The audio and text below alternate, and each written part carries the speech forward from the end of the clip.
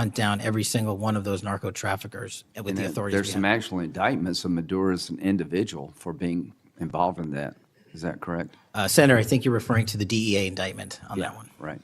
So I guess the point is, would it be fair to say that Venezuela is a good candidate to be labeled as a state sponsor of terrorism under U.S. law? Senator, from my perch, we will provide the intelligence necessary for anyone who meets the threshold to be a state sponsor of terrorism, and this administration has I expanded. think they are, so we'll be going down that road. China, on a scale of 1 to 10, 1 being nothing, 10 being great, how is China helping with the fentanyl problem here in the United States? Under this administration, we have taken, as I highlighted the Cincinnati case, the precursors are the problem. The fentanyl is the end state that kills American citizens. Well, the precursors are made in China, right? They're made in China. And so for the first time in a decade, I had a call with my counterpart in the MPS, the Ministry of Public Services, to attack the precursor chemical companies and have those chemicals labeled. Too early to rate the success? We have indicted multiple businesses. We've also cut off the transshipment points of those precursors. They switched. Once we got on their track about their delivery routes to the Mexican drug cartels directly, they started going to India. We called the Indian authorities, and they shut down those transshipment points. So we're continuing to work with our partners overseas. So China is helping, would you say? They are starting to help, and we are hoping, under this administration's leadership, we can get more of their help. Let me know, in the coming months if that continues, because if they are helping, that's a good thing. Yes, sir. We need to celebrate the breakthrough. If they're not, that would be a bad thing. So after the assassination of Charlie Kirk, there seems to be one refrain from everybody, and that's about the effect of social media.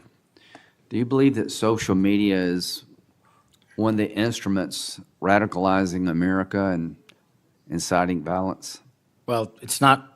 My belief is based on the data, and the data shows that social media is wildly out of control when it comes to radicalizing. You're dead right. So what did you just say? This guy's the FBI director. He says that social media is wildly out of control. Now, free speech, we all agree with that, but you can't yell fire in the theater, right? Yes, sir. Free speech doesn't allow you to go online and groom a child for sexual. No, it does not. Okay. Free speech doesn't allow you to go on the internet and basically incite somebody to kill another person, right? Absolutely not. So if it's illegal offline, it should be illegal online. Agreed? Whatever the law is. Yes, sir. Just because you're online doesn't give you a get out of jail free card. No, sir. So if a parent is worried about a child being bullied on a website, what rights do they have under U.S. law? We have to balance the rights, as you said, Senator, of free speech versus those that. State, as you may know, that I represent. You've testified previously about, I think, what you would describe as your efforts to provide more information regarding the investigation with respect to the horrific assassination of Mr. Kirk. And so, in that same vein, I'm hoping you can provide this committee and my constituents in Colorado with some clarity. Absolutely. I think, as my colleagues know, in Evergreen, Colorado, Jefferson County, a county that I proudly represent, at Evergreen High School, a shooter ultimately injured 2 students. Were praying for their swift recovery. There's an article here from Colorado Public Radio. The title is, quote, FBI was already investigating an account that may have been linked to the Evergreen shooter. You're familiar with the circumstances generally, Director, regarding this terrible tragedy. Yes. So my understanding from the public reporting is that an organization reported to the FBI in July of this year regarding, just reading here from the article, that the FBI opened an assessment into a social media account user whose identity was unknown and who was discussing the planning of a mass shooting with threats nonspecific in nature. This is the FBI's statement to the press. And that the FBI continued to work this assessment investigation to identify the name and location of the user up until September 10th, 2025, which was the day of the tragedy. Can you provide us some clarity on what were the impediments to finding, the account user, and maybe describe in greater detail the FBI's work in that regard? Generally speaking, yes, because I know even though the shooter's deceased, the investigation we're not done. Sure. And so the impediments to finding these individuals, and you highlight a great point. We had 2 huge tragedies in the span of days in this country. The school shooting in Evergreen, Colorado being one of them. And proactively going out onto these social media platforms, which are so large, is our biggest impediment. And we need to rely on the service providers. There's actual legislation, I can't remember the name of it, that's up for renewal, which will, and I think at the end of the month, which gives service providers the ability to report that information in from their end without liability. We need that to continue, because while the FBI has so many people and the police are great at doing it, there's just too many platforms to cover down on. Well, I appreciate that, Director Patel, and I think we're certainly, I'm interested in continuing this conversation, because I think the reporting suggests that there's a pattern, and that ultimately we want to make sure that law enforcement is able to prevent this kind of tragedy from happening in the future. I have a question. It's not meant as a gotcha question, so it just frame it there. But it is in regards to some reporting around a periodic transaction report that you had filed earlier, this year. So this is in July, pursuant to the ethical obligations as a senior executive official. You remember filing that in July? Yes. Yeah, so in that report, as best as I can surmise, you disclosed that you divested $100,000 or more in a variety of different stocks, which I presume was pursuant to the ethics agreement that you negotiated with the Department of Justice. In that same report, there's a disclosure regarding purchases of two different transactions. So between $15,000 to $50,000 in a national coffee house chain, and between $50,000 to $100,000 in a semiconductor company on May 9th and May 12th. Are those transactions that you're doing personally, or are these through a stockbroker, or are these transactions that you're handling yourself? So how they happen is I submit proposals under DOJ guidance to say, hey, I would like to trade this or that, and they run their review, and the FBI runs a review, and then they come back and say yes or no, and then I make the transaction. Is there a reason that you decided to make the purchases into those two companies? Generally speaking, before I got this job, I was, trading stocks, but not a lot like most people, and I just follow certain industries, and I thought they would be a good investment. So the reason why I ask, right, because you had divested in other companies, and I presume that wasn't because there were actual conflicts. It's just that you wanted to avoid an appearance of impropriety. It was both. But not all of the companies were conflicts. Whatever they make divested from. I don't make the call, they make the call. Sure. Yeah. I guess my point would be, the reason why I ask is, why I said it's not a gotcha question, I have for years led an effort here in Congress to try to ban members of Congress, senior executive officials, from trading stocks. And it's bipartisan in nature. We're working really hard to get that done, Republicans and Democrats. And you can understand, I think, given your role, given the nature of the position that you hold as the leader of the largest law enforcement agency in our country, that divesting entirely, not doing day trading now, I think would be something that would be in the interest of the American people. So I just would hope you would consider that, and that moving forward, that perhaps not purchasing stocks in individual companies, I would think would be something that would be worth pursuing. Gentleman's time is... I'm happy to give the witness an opportunity to... No, thank you. I'll work with you on it. Gentleman from Alabama is recognized. Thank you, Mr. Chairman. Thank you, Director Patel, for being here today.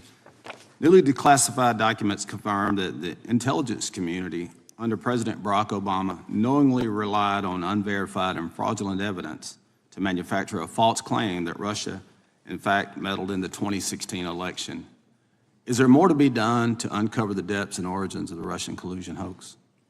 There is, and we're doing it. Why should Americans still care about that, Director Patel? Everybody wants to talk about a weaponized bureaucracy. And when we put out the facts about a weaponized bureaucracy, not because I said so, but because we found the FISA documents, because we found the 302s and the 1023s, then it becomes a political football. My job is to continue to put out that information and let the American public read it for themselves when I'm lawfully able to do so.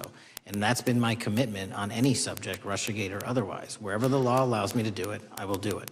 When I first came in 2020, the number one concern as I was doing town halls was the weaponization of the government against the American citizen. And so are there things that you're doing, structural reforms that implementing so that the FBI cannot be weaponized again, whether it's against President Trump or future elected presidents? Well, it shouldn't be weaponized against anyone. And the structural reform is simple. If you're going to go after a political individual or someone seeking political office, There has to be a grounded basis in law and fact to open up a criminal investigation. And if there's not, the investigation isn't even opened. And I've also gone back and reviewed other cases that were opened in prior administrations related to public officials, and we've closed a number of them because we felt that some of these actions were weaponized on either side of the aisle. I felt it wholly inappropriate for the FBI to be playing umpire and referee amongst these decision makers when there was no factual or legal basis to continue those investigations, so I shut them down. And I think that's so desperately needed because we need to restore trust in law enforcement and certainly in the DOJ and the FBI so that the American people don't fear the very government that's supposed to protect them. And so thank you for doing that. On August 11th, you released to the committee documents concerning leak investigations that began in 2017. Do you believe these leaks were accidental or were they intentional in order to influence public opinion against President Trump? When I can publicly make a final decision on that, either through a recommendation of charging that the DOJ makes or findings that I have, I'm able to do so, but they're still not complete.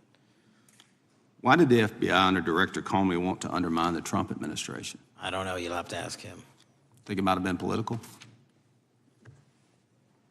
How will Director Comey be held accountable for his leaks and classified information concerning the Russian collusion hoax? Well, anyone.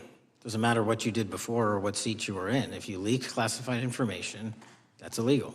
And we will investigate it fully. And if we can bring enough evidence to recommend charges to the Department of Justice, we will. But as you know, in these leak investigations, it's very difficult to produce the information necessary. We know leaks happen. They literally happen every week. It's one of the most destructive things to this country. Media receives classified information beneficial to one side or the other. I'm a fan of none of it, and I want to shut all of it down. And we need to bring some real cases to deter individuals from doing that, and that's my focus. What was Comey's role in creating the ICA? You know, speaking from my memory, as the head of the FBI, he was charged under then Director Brennan and Director Clapper and the other IC elements to come in with the NSA, CIA, FBI, and ODNI and put together a collection of information on how the information sort of surrounding Russiagate came together. So he represented the FBI in that. Was former Director of CIA, John Brennan, he's denied that the Steele dossier was used in creating the ICA. Is that true? Well, it's, without commenting on him, the FISA has been released, and the dossier was in the FISA. It was in 4 FISAs. So I'll let the public decide. Well, former Director Brennan actually denied repeatedly that he pushed for the Steele dossier to be included in the ICA. Is that true? I'll let his testimony speak for itself, but then Deputy Director Andy McCabe also testified to the House Intelligence Committee, which has now been declassified, that were there no Steele dossier, there would have been no FISA. Well, my time's getting close, but let me tell you this, sir, and well, my colleague from Texas said, thank you for the job you're doing. You're making the American people safe. You're restoring trust in these agencies that so many of us have lost trust in. So thank you for the work you're doing. That thin blue line, you're doing a fine job, and we want to let you know we appreciate it. Thank you. God bless you. Lady from California is recognized.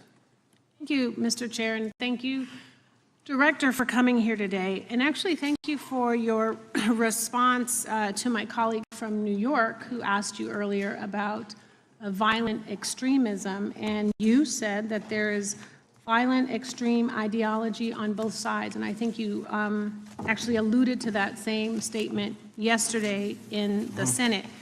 So I too have some questions I'd like to ask you. These are not gotcha questions, and just deny, please, what you deem to be false.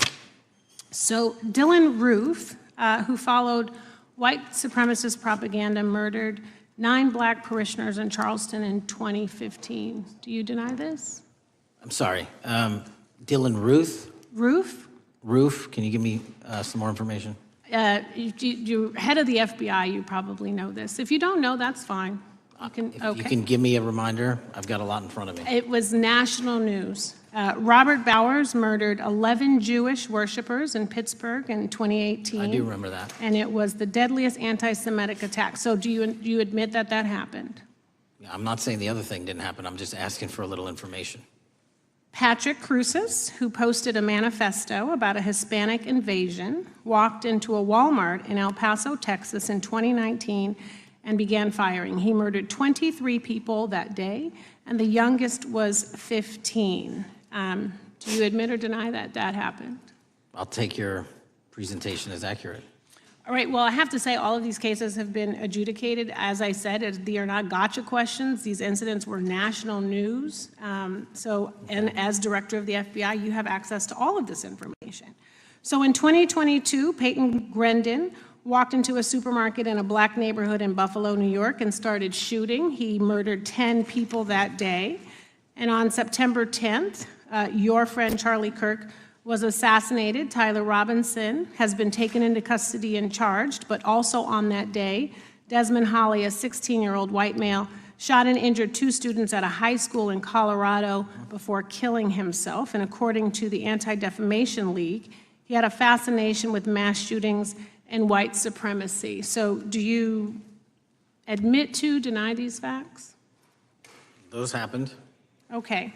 Your predecessor, former FBI Director Christopher Wray, said that one of the most dangerous concerns is that racially motivated violent extremism, especially white supremacists, has been the biggest chunk of our domestic terrorism cases and is responsible for the most lethal attacks over the last decade. Do you admit or deny, A, that he said this? I'll let the record reflect that. Whatever he said was what he All said. right, and do you agree? That there is racially motivated crimes being committed in America, yes. Yes, especially white supremacists, which is the biggest chunk of our domestic terrorism. I'm glad that you said this. So last week, President Trump was asked if there were extremists on both the left and the right. He was actually asked this by Fox and Friends, and his exact words were, "I'll tell you something that's going to get me in trouble, but I couldn't care less. The radicals on the right oftentimes are radical because they don't want to see crime. The radicals on the left are the problem, and they're vicious, and they're horrible, and they're politically savvy." Do you agree with the president? I don't speak for the president. The president speaks for himself. Do you agree with the president? I don't. On what matter?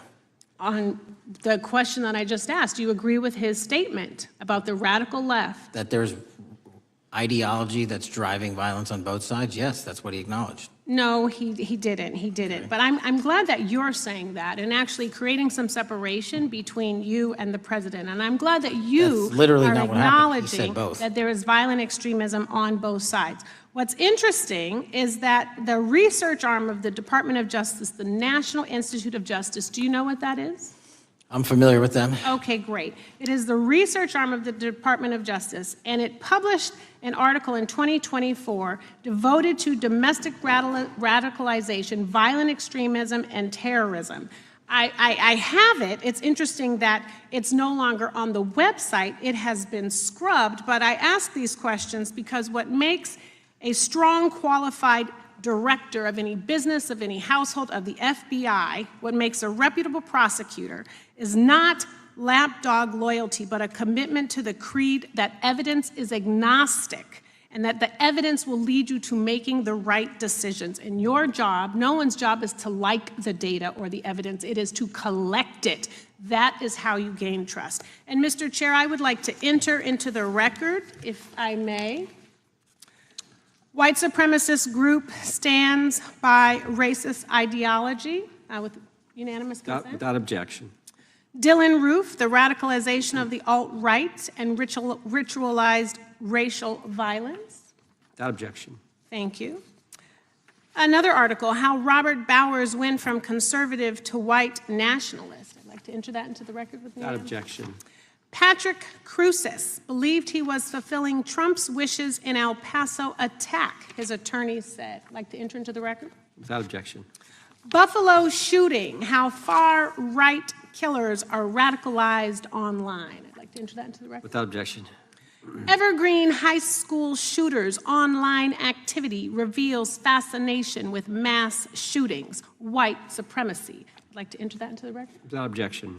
Murder and Extremism in the United States in 2024, a report by the Anti-Defamation League. I'd like to enter that into the Without record. objection.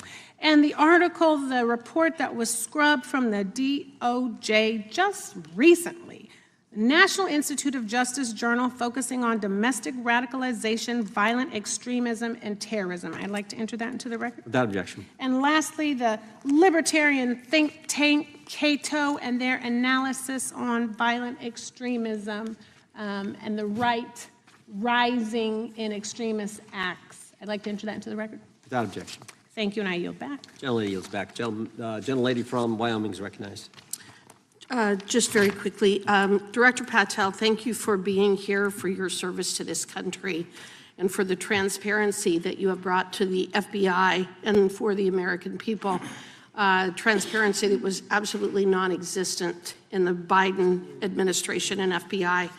I believe that you might have been asked earlier about whether you had had an opportunity to visit with any of Epstein's legal counsel. Were you asked that question earlier? I think so. Okay. One of the legal counsels or legal fixers for Mr. Epstein was Stacey Plaskett, the Democrat delegate to Congress from the Virgin Islands. So perhaps for those on the other side who are interested in talking to Jeffrey Epstein's attorneys, they could sure visit with one of their own colleagues.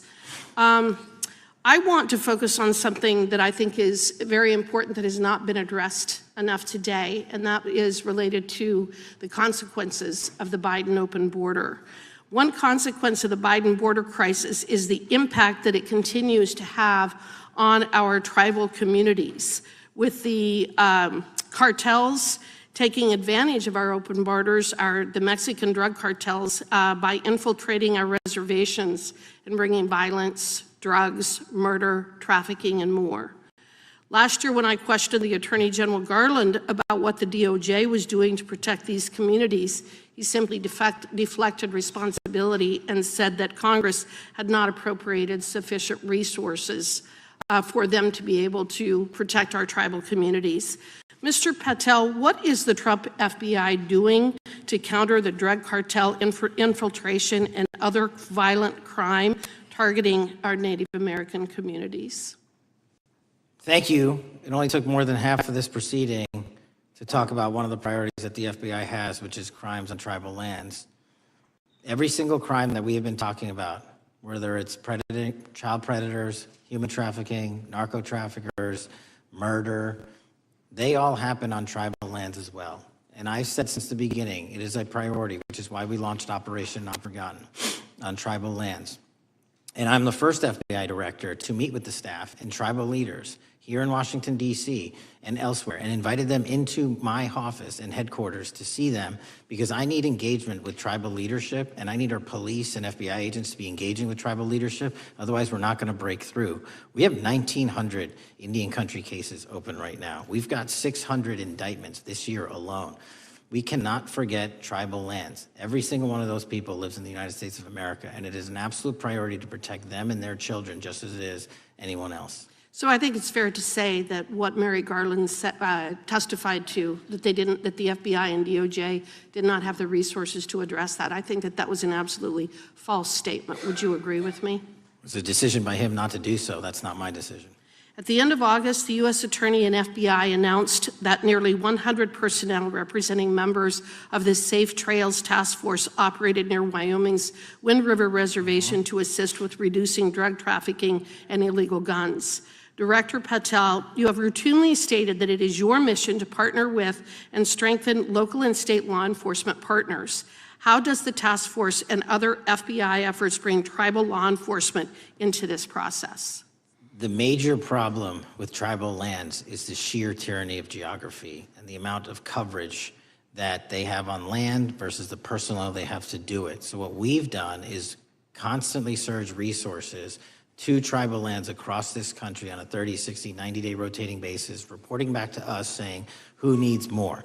And what we found is that most of these lands can be assisted by our counter-UAS program, our drone capabilities, and we're going to do it because what's happening is the Mexican drug cartels are literally flying overhead, dropping their cargo, their narcotics onto this land where no one's looking, and then it's being disseminated to children, to youth, to adults on that land and killing them. And we got to stop it before it gets dropped off. Well, and your testimony proves that the Biden administration did not lack the resources to address drug and violent crime in tribal communities or around the United States. It instead expended and wasted these resources investigating parents, Catholics, we now find out Turning Point USA, the RNC, and Republican organizations, rather than protecting our Native Americans by closing the border. Is that fair? I think so. Wonderful, thank you. And I do appreciate the work that you've done in this regard. I was previously the chairman of the subcommittee on Indian and Insular Affairs with the Natural Resources Committee, and safety and security on our reservations and for our tribal members has been one of our priorities, one of my priorities, and I very much appreciate the work that the FBI has done. Let me know if there's anything else I can do to help you, and with that, I yield back. I will, ma'am. Gentlelady yields back. The gentlelady from Georgia is recognized. Thank you, Chairman, and thank you for coming in today, Mr. Patel. In the past few months, the country has experienced a string of horrific, high-profile attacks that have been motivated by racial hatred or political ideology. Shooter attacked the CDC headquarters, firing hundreds of rounds and killing a police officer. An arsonist set fire to the Pennsylvania governor, Josh Shapiro's residence, with the governor and his family actually inside. Minnesota House Speaker Melissa Hortman and her husband were assassinated earlier this year. Charlie Kirk was murdered last week. Bomb threats have been made against HBCUs and the DNC, and just the list goes on and on. I only have just a few minutes today, so I don't want to take a lot of time to go into all the countless and devastating violent crimes and incidents that have happened at our schools or on our streets and in our communities that have just been happening all year long. Mr. Patel, just yes or no, is this type of political violence ever acceptable in your eyes? No. I'm glad that we agree that these heinous acts designed to instill fear and division in our nation are never, ever acceptable, yet each of these incidents has recently taken place under your watch. The FBI's website states that protecting the United States from terrorist acts is the FBI's #1 priority, including from domestic terrorists. Is this still your #1 priority? Domestic terrorism? Preventing domestic terrorism. Our #1 priorities are protecting the homeland and international terrorism and crushing violent crime, and domestic terrorism sort of interlays between both of those. Okay, so, well, then I'm glad that you're giving us the right answer, but unfortunately, your actions kind of tell a different story. Earlier this year, you granted the ranks of the FBI's Domestic Terrorism Operations Section. This is the section of the FBI that is most directly responsible for addressing political violence in our country by preventing attacks from occurring and effectively responding to them if they do. The agents in this section are the ones who stopped an individual stockpiling weapons, who planned to attack schools and churches in Florida and seized bombs made by an ISIS sympathizer in New Orleans. And instead of ensuring that this section has all the resources that it needs at a time when its mission is critical, you fired its decorated veteran FBI agents who have served their country proudly under Republican and both Democratic presidents, and you scrapped the tools that they developed to fight domestic terrorism, including the National Domestic Terrorism Incident Database. I mean, most of that is just not true. We have 1,700 current DT-managed programs. We're up 300% in the amount of cases we brought against nihilistic, violent extremists, including 764, wishing to harm our children. The FBI and the men and women are getting after that problem set more than ever because I've unleashed them to do so. And any insinuation that these tragic occurrences across the country are somehow singularly my fault or disgusting because that watershed goes Mr. down to the Patel, men I'm and gonna women at the reclaim my FBI, time. Mr. and Patel, I'm they gonna are not reclaim my time. responsible Mr. for it. Chairman, I'm I'd happy like to to work enter with a you unanimous to consent- get them what they need. Consent Gentlelady request. controls the time. Unanimous consent request.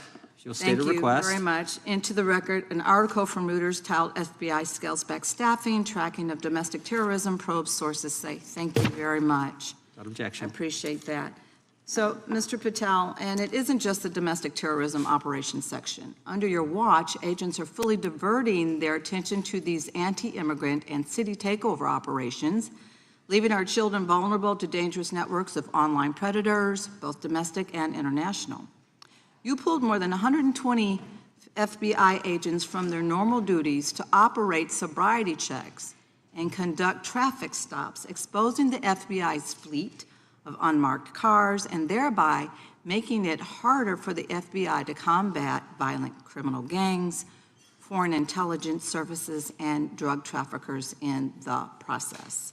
That's simply not true. If we were not able to do two things at one time, how would we be Patel, I seizing reclaim record my amounts of time. I reclaim my fentanyl? time. 23,000 Chairman, I'd like to violent enter felons have been into the arrested. Time belongs to the Consent More gentlelady. than twice as many as request. last Time belongs year. to the gentlelady from Georgia. Thank you very much. And this request basically is, it is an article from Reuters, which quotes law enforcement officers familiar with agents who once covered child exploitation cases, but now focus on immigration child exclusive. Thousands of agents diverted to Trump immigration track down. Mr. Patel, in the short time I have left, your tenure as director of FBI has been somewhat problematic. Americans are left safe, definitely less safe under your watch. You have gutted the FBI's ability to keep safe from domestic terrorism. You have sent FBI agents to conduct traffic stops and round up hardworking immigrants who pose no danger to public safety. People even President Trump referred to as good, long-time workers. Your job is to protect and serve the American public. Time to the You have gentlelady. spent your time protecting heinous individuals and using the FBI to serve as a political circus. You at times have appeared unequipped, Time and to this the country gentlelady has deserves better, and I yield. Gentlelady yields May I back. respond? Sure can. Simply put, what is it? Are we failing? If we're failing, how are we arresting 23,000 violent felons? Twice as many as this time last year. Are we failing? Because if we're failing, how are we seizing 1,500 kilograms of meth, 25% increase from last year? Are we failing? Because we captured 4 top 10 FBI most wanted from around the world in 7 months. That's more than the entirety of the last administration. Are we failing? Because we put 1,500 child predators in prison. Are we failing? Because we dismantled 300 human trafficking networks. Which is it? You don't like me, that's fine. But don't you dare disparage the men and women of the FBI that are producing record results in historic fashion to protect this country. They are kicking ass for America, and they're going to continue to do so. And we appreciate your leadership. The gentlelady from Florida is recognized. When I was home recently, I met with the agents leading the Tampa office of the FBI, and I saw what they're focused on in my community: stopping drug traffickers, rescuing children from exploitation, fighting cybercrime, protecting us from acts of terrorism, foreign and domestic. And I know from my time as a federal prosecutor and a judge that this work by the Bureau doesn't make headlines, but it is happening every single day.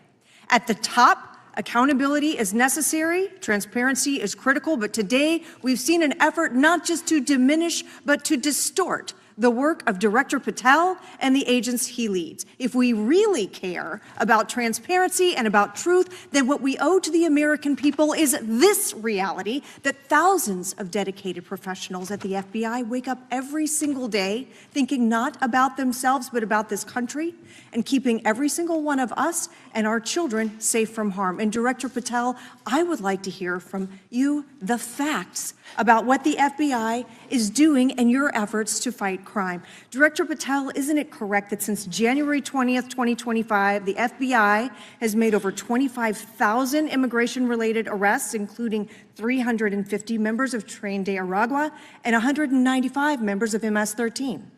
Those numbers are accurate. The Tren de Aragua numbers are up over 350% from the year before. And during that same period, hasn't the FBI seized over 66,000 kilos of cocaine, 6,000 kilos of meth, and 1,500 kilos of fentanyl? Not to be nitpicky, but it's 89,000 kilos of cocaine and 7,300 kilograms of meth. And isn't it also true that the FBI Tampa Division's Panama Express Strike Force specifically seized nearly 67,000 kilos of cocaine valued at more than $1.6 billion from illicit maritime vessels? One of our best operations out of the Port of Tampa, and I was down there in South Florida when Panex did their work. Director Patel, since October 7th, 2023 Hamas attack, the FBI has been a co-leader of the Joint Task Force October 7th. Isn't it correct that this task force is actively working to bring justice for victims and to prevent terrorist infiltration at our borders? Yes, ma'am. Since January 20th, hasn't the FBI arrested 59 foreign intelligence operatives for spying or smuggling dangerous material into the United States? Yes, we have, and that's on track to be more than 25% than ever before. And the FBI has also been leading operations against major cyber threat actors, including those from Russia, China, Iran, and North Korea. Isn't that right? A 17% increase from year to date last year. Director Patel, the FBI's child exploitation task forces continue to investigate predators who target children online and across our communities. How significant is that threat today, and what results have you seen under your tenure in bringing these offenders to justice? We have, under Operation Grayskull, dismantled dark web units that are operating online, not just in the United States, but across the world, to do our children harm. We have taken into custody more suspects than ever before on those who seek to harm our children. That is what the men and women of the FBI do, and that's what they're going to continue to do. Those are the real results when you let good cops be cops, and when you let us get on these platforms and expose them to the public and show them the harms of these predators on these online gaming systems and social media systems. And we need more help from Congress to allow us more authorities to do that work. The FBI laboratory manages the Combined DNA Index System, or CODIS, which compares over 25 million DNA profiles and aids more than 125 investigations each day. Director Patel, why is this important to law enforcement nationwide? All of law enforcement relies on our CJIS operation out of West Virginia. And what that does is allow 19,000 agencies to come in and say, hey, does this guy have a criminal history? Hey, is this an illegal firearm? Do we have a DNA hit like we did in these recent assassinations? That's what the FBI brings to bear, because local and state law enforcement agencies just don't have that capability, and we're doing it 24/7, 365. CJIS does not close for 1 minute. In your testimony, you noted that the FBI has ongoing counterintelligence investigations into China, Iran, and Russia across all 55 field offices. Why is it essential to maintain that scope of coverage, and what success can you point to in disrupting nation-state actors? Our biggest threats involving nation-state actors are the PRC, Russia, and China, and they are up 33%, 83%, and 60% respectively in arrest alone this year. Those nation-state actors wish to do harm in our infrastructure, our critical infrastructure system, our energy, our water supply, and also go after and target individuals and senior citizens and take their money through online pig butchering schemes, which we've exposed in Cambodia by way of the CCP. This is groundbreaking work that the American public should be seeing that their FBI is doing, and I'm happy to have the opportunity to report on it. Thank you, Director Patel. I yield back.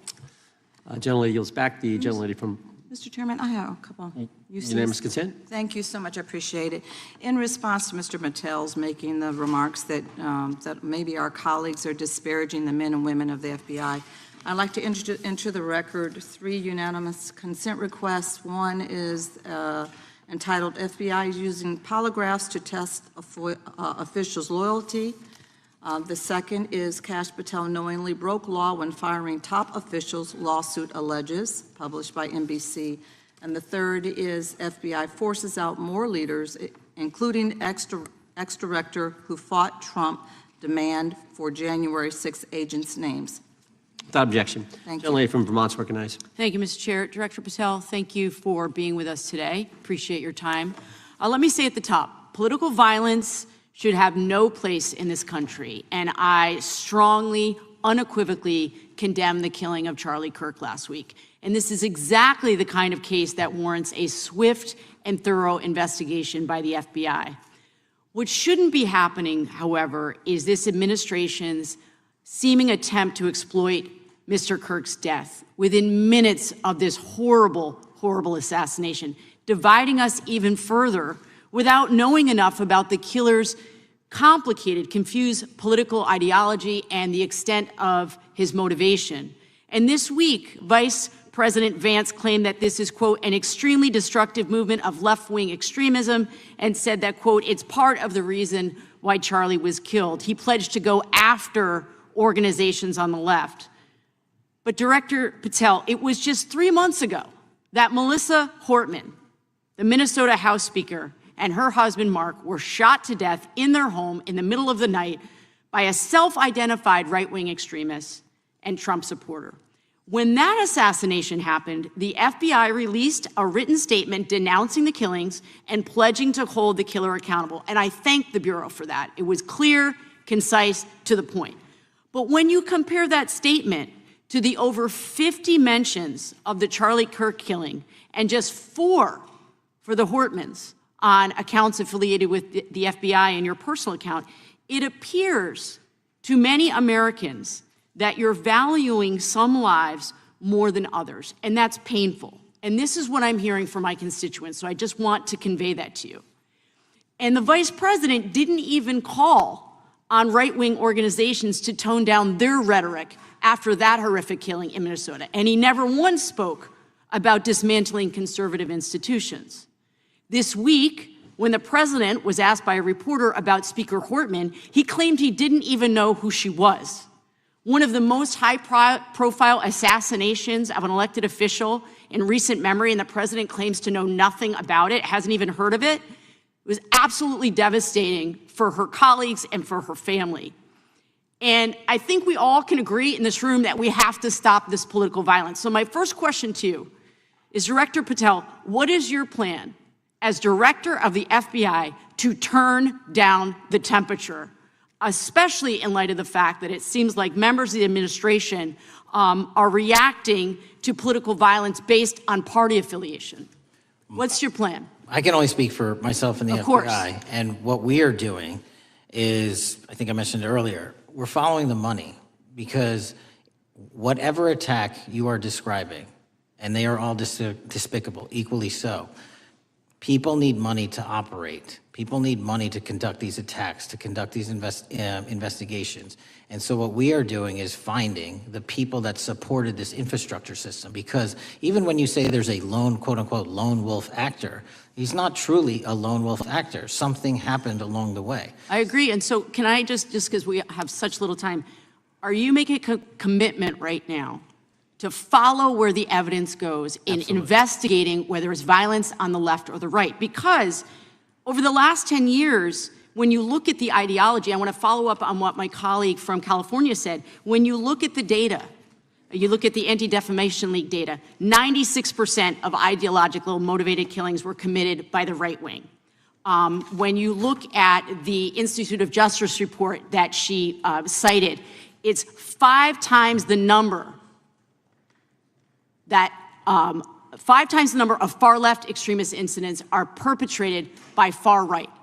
And it's been reported, and she mentioned this, that as of September 12th, 2025, just 2 days after Charlie Kirk's killing, that the DOJ removed that report from the DOJ website. That's why Americans are concerned that there seems to be a separate system of justice, that if you are a Republican and you are attacked, you will get the full weight and authority of the FBI and this administration. But if you are somebody serving in the Minnesota State Legislature and you are assassinated in your home, that the response is different.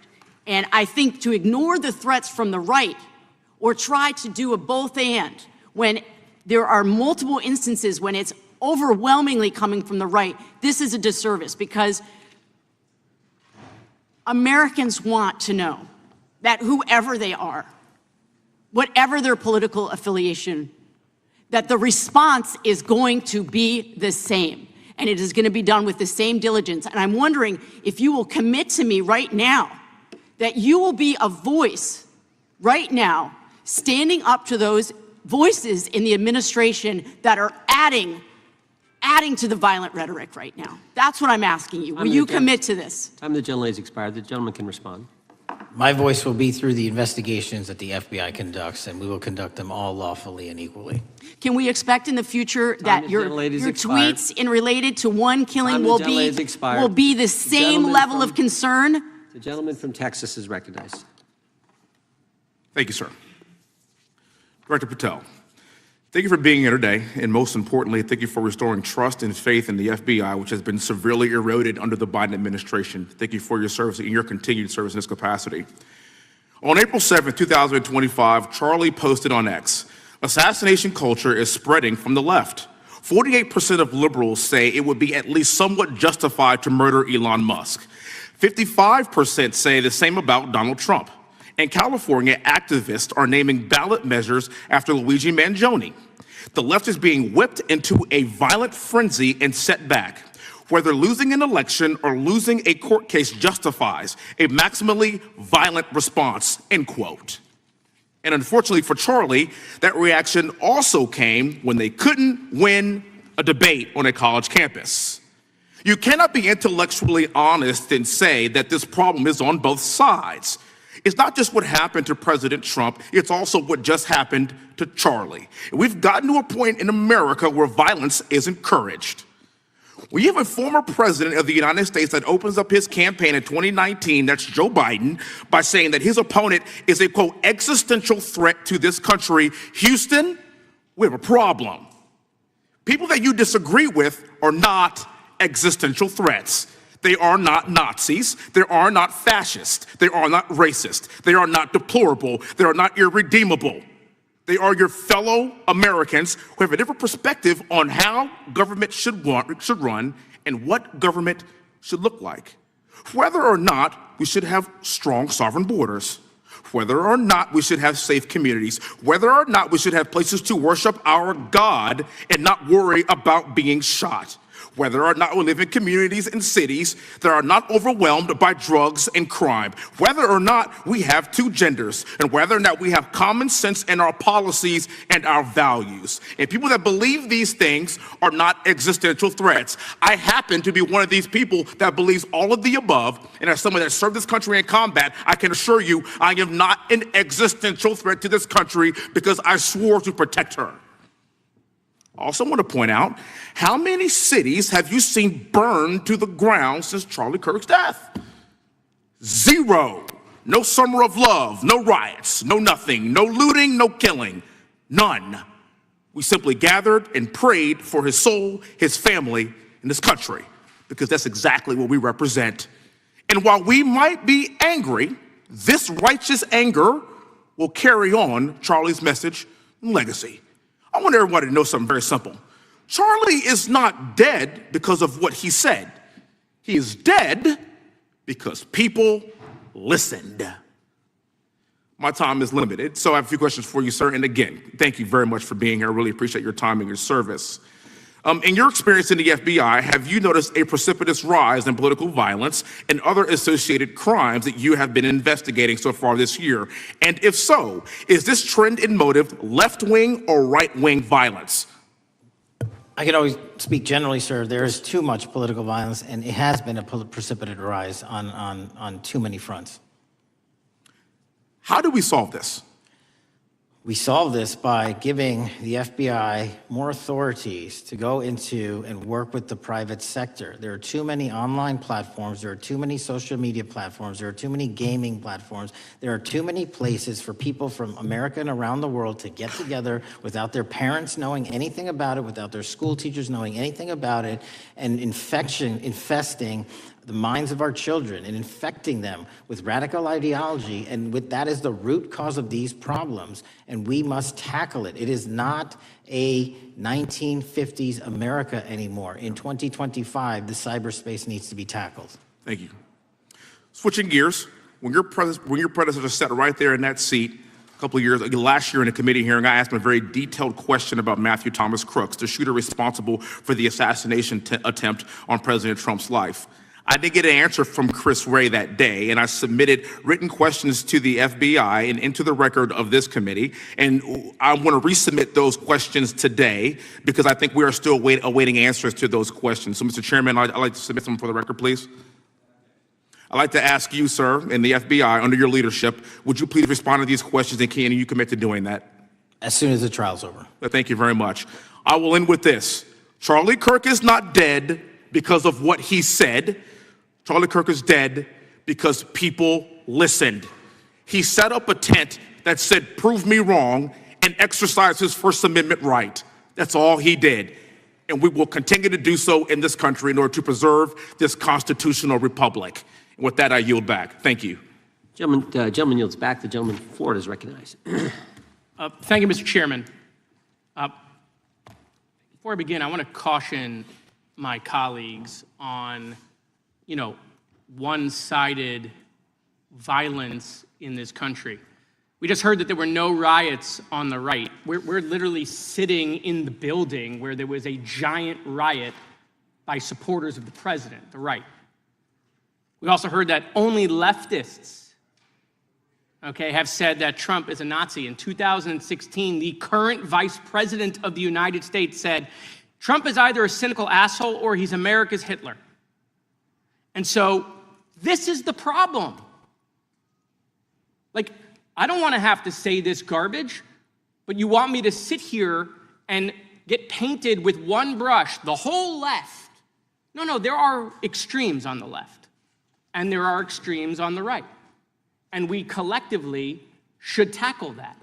But to come here and just look at us and say we all support what's going on in the extremes is why we can't solve anything in this building. Director, let me say first, thank you for being here, and my condolences on the loss of your friend. And I'm happy to hear that you want to do more on the social media platforms. Okay, it's crazy what's going on the social media platforms. There are so many conspiracy theories on what's going on with Charlie Kirk. Israel assassinated him, right? There are conspiracy theories about your personal social life all day. It is totally rampant. Big names on the right, Candace Owens, right? Talking about how what's been released as far as the dialogue between the perpetrator and his roommate is manufactured by the FBI, manufactured by the administration. It is totally rampant, allowing foreign governments to just perpetrate these platforms, all of these bots, all of the time to weaponize Americans. You see what's going on here? This is a byproduct of all of that. What's going on in the streets is a byproduct of all of that. What's happening is you see people celebrate Luigi Mangione is a byproduct of all of that. And so if we want to do something, then we should talk about Section 230. We should talk about how we're going to make sure that we don't let foreign governments poison our children's mind. And so I will work with you on that, Director. I'll work with you on 230 any day. No problem. So now, that was the good part. I want to take your attention back a second, okay? Breaking news. Kash Patel is nominated to be the FBI director. Dan Bongino is nominated to be the number 2 at the FBI. MAGA celebrates, rejoices, bells are ringing out. The team, Patel, Bongino, that sought out every podcast microphone to talk about the Epstein list. The names are finally going to get released. It begins. They produce white binders. Phase 1 with the podcasters. This is not actually one of them, of course. I made this. Your name's on it, right? And the names are going to come out. Pam Bondi says the list is on her desk. Then a memo comes out all of a sudden and says, there's no list. Oh, no phase 2. Phase 2 binders never happen. You said the conspiracy theories around Epstein just aren't true. They never have been. And yesterday, in an answer to Senator Kennedy, you said the FBI is not in possession of any credible evidence that Epstein trafficked girls to anyone but himself. So according to your testimony yesterday and in this committee, according to the evidence the FBI has, the number of names on the list are 0. No, zero. The index has been released, and the number of people involved in that trafficking operation were charged in 2018. Other than Epstein and Ghislaine Maxwell, your testimony in the Senate and here is that according to the evidence you have, the number of other names is 0. That were charged based on credible evidence. Well, who are the other names? Give me the other names that weren't charged. We are not releasing the names of anyone because the Department of Justice never does that, of anyone that didn't have any credible information to attack them. Let me move forward. The president has, you've seen the picture of the woman's body with the writing and the president's signature. The president says that's not his, okay? President says it's not his. The Republican colleagues say it's not his. The administration say it's not his. Will you be opening up an investigation into the Epstein estate for putting out a fake document with the president's signature linking him to the world's largest pedophile ring? Will you be opening that investigation into that? On what basis? On what basis? They literally put out a fake document, according to the president, with a fake signature. It's a forgery of the president of the United States signature. That's the basis. Sure, I'll do it. Okay, I look forward to that investigation. Am I over? Thank you, Mr. Chairman. I appreciate your diligence. Gentleman's time has expired. Chair now recognizes the gentleman from California. Director Patel, as you know, my state, California, is home to the worst public infrastructure failure in U.S. history, known as California High-Speed Rail, although the name is probably a misnomer. Earlier this year, I joined your counterpart at the Department of Transportation, Sean Duffy, doing a compliance review of the federal money the state has received, and the outcome was that the state has not complied with the terms of its billions of dollars in funding because it hasn't actually built anything. And so that federal funding has now been cut off, but a lot of us in California still have questions as to where all the money went. We're 17 years in to this project, and absolutely nothing has been built. Not a single bit of track has been laid. There are no stations, there are no passengers, and the plan initially was to have the whole thing, LA to San Francisco, done by 2020 at a cost of $33 billion. Yet here we are in 2025, nothing has been built, and according to the New York Times, the project won't even be completed this century, and the total cost is now estimated to be over $130 billion. So I just wanted to ask you, do you think this is something that bears scrutiny, or can you confirm whether there's any kind of investigation going on at the FBI? The FBI certainly can't investigate incompetence, but the FBI certainly can investigate and does investigate waste, fraud, and abuse. And so if we have any information that indicates that that happened in this situation or anything else, we'll look at it. Thank you very much.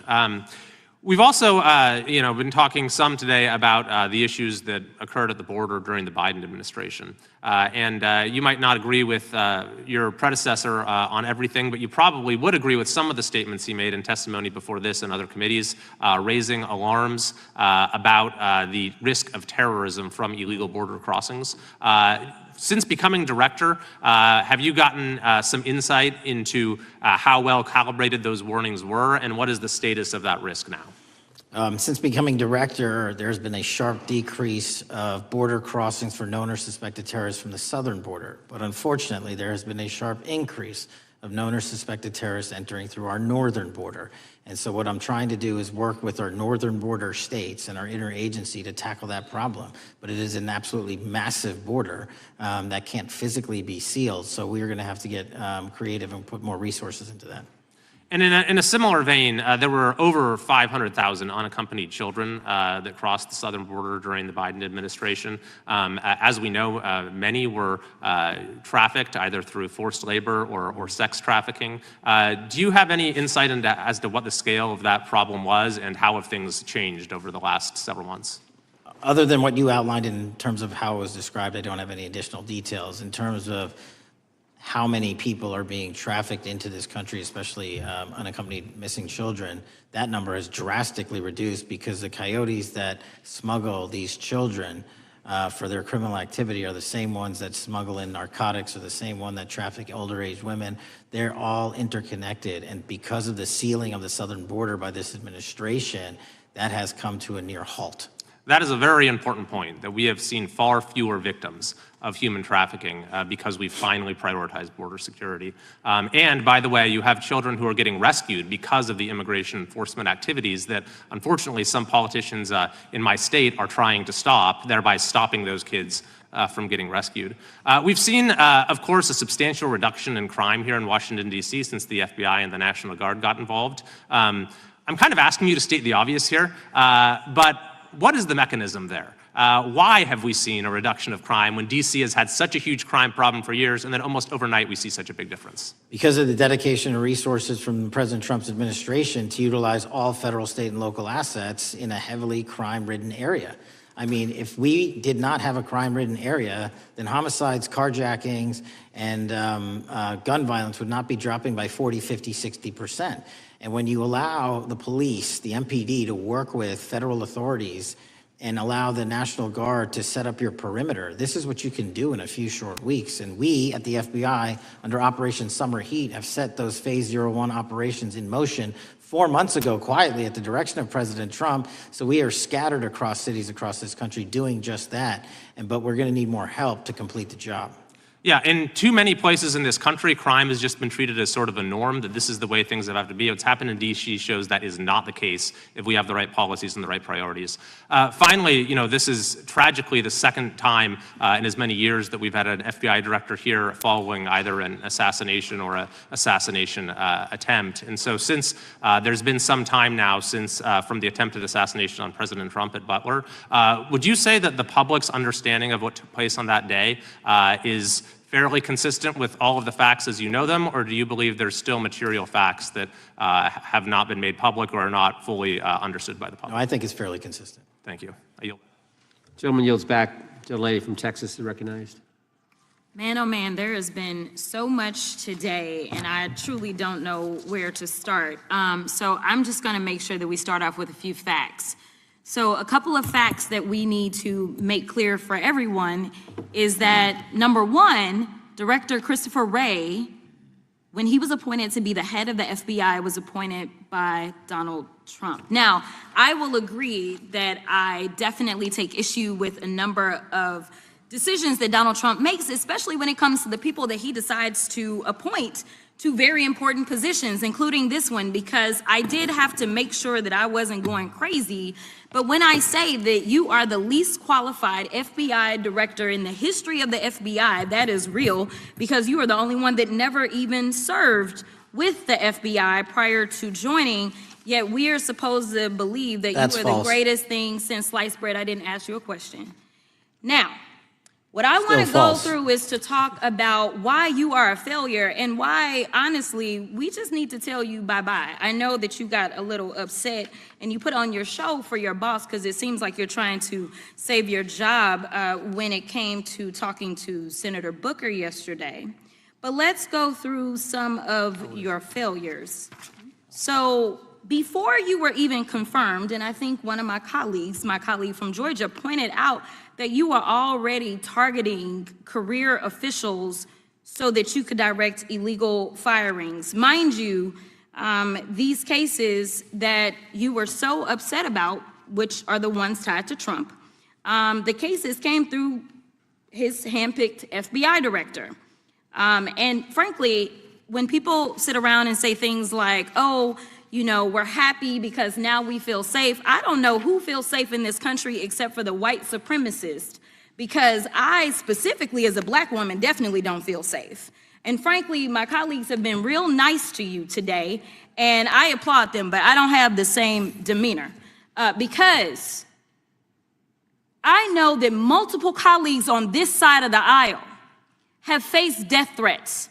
In fact, somebody tried to kill one of my colleagues. And frankly, I don't know if this FBI or under your leadership, if those people would have been caught. I don't have any confidence in you. And if we start talking about the reasons that I lack confidence, we could start with you not just wanting to acknowledge some simple facts. Simple facts like the vast majority of the threats are coming from right-wing extremism. And I know my colleagues have tried to stress this, but I decided that I would maybe do it in a different way. Number one, I have a couple of UCs. Kim Buck, one of multiple Republicans receiving death threats for voting against Jim Jordan as House Speaker. Without objection. Another one, Republican lawmaker says she received death threats after voting against Jim Jordan in Speaker's race. Without objection. In addition, there was another one from another colleague who now is leaving Congress because they said that they were calling his wife anonymously and threatening her life to the extent that she ended up sleeping with a firearm. Without objection. Okay, so here's the deal. How are we supposed to have confidence when you're sitting up here telling the Senate yesterday that it will take you 14 years before you can get the FBI fully staffed to do their jobs? You're also now redirecting resources so that they can go and play ICE agents on the streets. You're getting rid of your most qualified people. And even when it came down to somebody that you consider to be a friend, you were posted up having some fancy dinner to the extent that you posted not only once erroneously, you posted twice erroneously as it relates to catching somebody. And then you want to go and say, let me take a victory lap. Because honestly, if it wasn't for parents deciding that they were going to turn in their child, it seems like y'all wouldn't have got there. even though he literally confessed online. So I'm confused about what it is that the FBI is doing except for trying to put on a show for the apprentice or whatever you want to call him. The day after all of this took place, there was domestic terrorism that was taking place at HBCUs. They were targeted. Yet I didn't hear anything from the FBI about what was going on. And again, black people kept saying, how did we end up in this? Because the numbers are so very clear that white supremacy is a problem. And honestly, I've not heard anything out of you today that makes me believe that you're gonna do anything about the white supremacy problem. The one that is leading to children being killed, children being shot, as well as members of their community as they're worshiping in their churches. The time of the gentlelady has expired. If the gentleman would like to respond to any of that. Well, I mean, I'll respond. Kash Patel, as I said when I introduced him, public defender, former prosecutor, top staffer on the House Intelligence Committee, Deputy Director of National Intelligence with the National Security Council, Chief of Staff at the Department of Defense, and FBI Director. I think that's a pretty good resume for the guy who's now running the top law enforcement agency in our country. And we've seen all the stats that he's given to the committee on how much better they're doing at getting the bad guys than the previous guy was doing. With that, I recognize the gentleman from South Carolina. Thank you, Mr. Chairman. Director Patel, I think you're witnessing some auditions, clickbait auditions for the Academy Award for my Democratic colleagues. We'll see how they fare as they're on MSNBC later on today. But do you care, before I launch into my line of questioning, to respond to Ms. Crockett from Texas on that very elaborate and theatric display? Here's what I've learned in my government service. I don't give a damn what they say about me as long as I'm succeeding in the mission. We're succeeding in the mission because the men and women of the FBI have never been empowered to do more work and to hit the streets harder than by President Trump's authorities and resources he's given us. And so all I care about is that we are capturing more child predators than ever before, taking more drugs off the streets than ever before, that we are capturing murderers at a significantly historic rate, and we're delivering this country the lowest murder rate in recorded history. That are facts that you cannot dispute. But you can come at me all you want. I don't care. Thank you, Director, for that, and we appreciate your service. We appreciate the results speak for themselves, I think, pretty plainly, and your commitment not only to results, but to transparency, so we do appreciate that. Director, who was John Durham? He was a former federal prosecutor, United States attorney, and ultimately appointed special counsel in the first Trump administration. Correct, and what there was a document that he released in his findings called the Durham Report. What was the Durham Report briefly, and what were the findings very briefly? It was every special counsel that's appointed produces a report to the Attorney General. Special counsel's Durham Report largely focused on Crossfire Hurricane and included extensive summary findings in classified and unclassified manner, and we released the classified version, finally declassifying it for the American public in this committee. Correct, and you released that in July of this year. I think so. Yes, sir. Isn't it true that in the classified Durham Annex, as it's referred to, that in 2016 the Obama administration obtained intelligence information from a source contained in two separate memoranda, one in January of 2016 and one in March? The two memoranda described confidential conversations between DNC Chair Debbie Wasserman Schultz and two individuals from the Soros Open Society Foundation. Isn't that true? As written in the report, I'll let it speak for itself. In the Durham Annex in January of 2016, the memorandum noted in part that President Barack Obama intended to scuttle the FBI's investigation into Hillary Clinton's private email server and mishandling of highly classified information during her time as Secretary of State. Isn't that found in the report? I believe so. Isn't it also found in the report that in March of 2016, the memorandum also included references to the same Obama effort to shut down the Clinton investigation, but additionally outlined a plan to falsely connect Trump to Russia? Isn't that in the Durham Annex? I think it's in more than the Durham Report, but yes. The memo also stated in part that, quote, the Democrat Party's opposition is focused on discrediting Trump, among other things. The Clinton staff, with the support from special services, is preparing scandalous revelations of business connections between Trump and the Russian mafia. Isn't that also found in the now unclassified Durham Annex? I believe so, sir.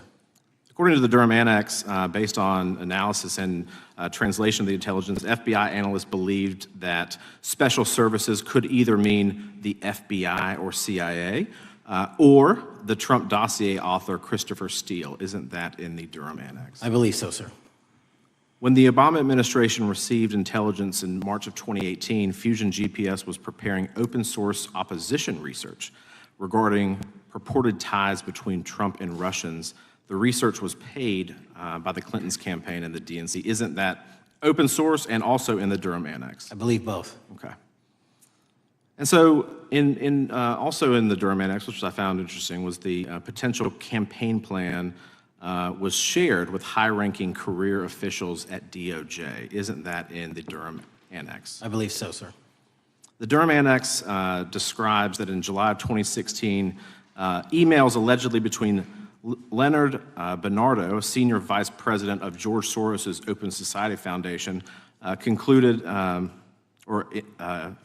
data providing specificity on the Clinton plan in an attempt to smear Donald Trump by falsely linking him to Russia. Isn't that in the Durham report? I believe so. And so, briefly, this additional evidence that you've unclassified and released to the American public, what does that purport to show or augment about the Durham report that you can share with the American people? Put simply, that the FBI was weaponized. Against a political campaign. Yes, sir. Thank you for that, Mr. Chairman. I yield back. Gentleman yields back. I have UCs. Gentlelady from Texas recognized for unanimous consent. Yes.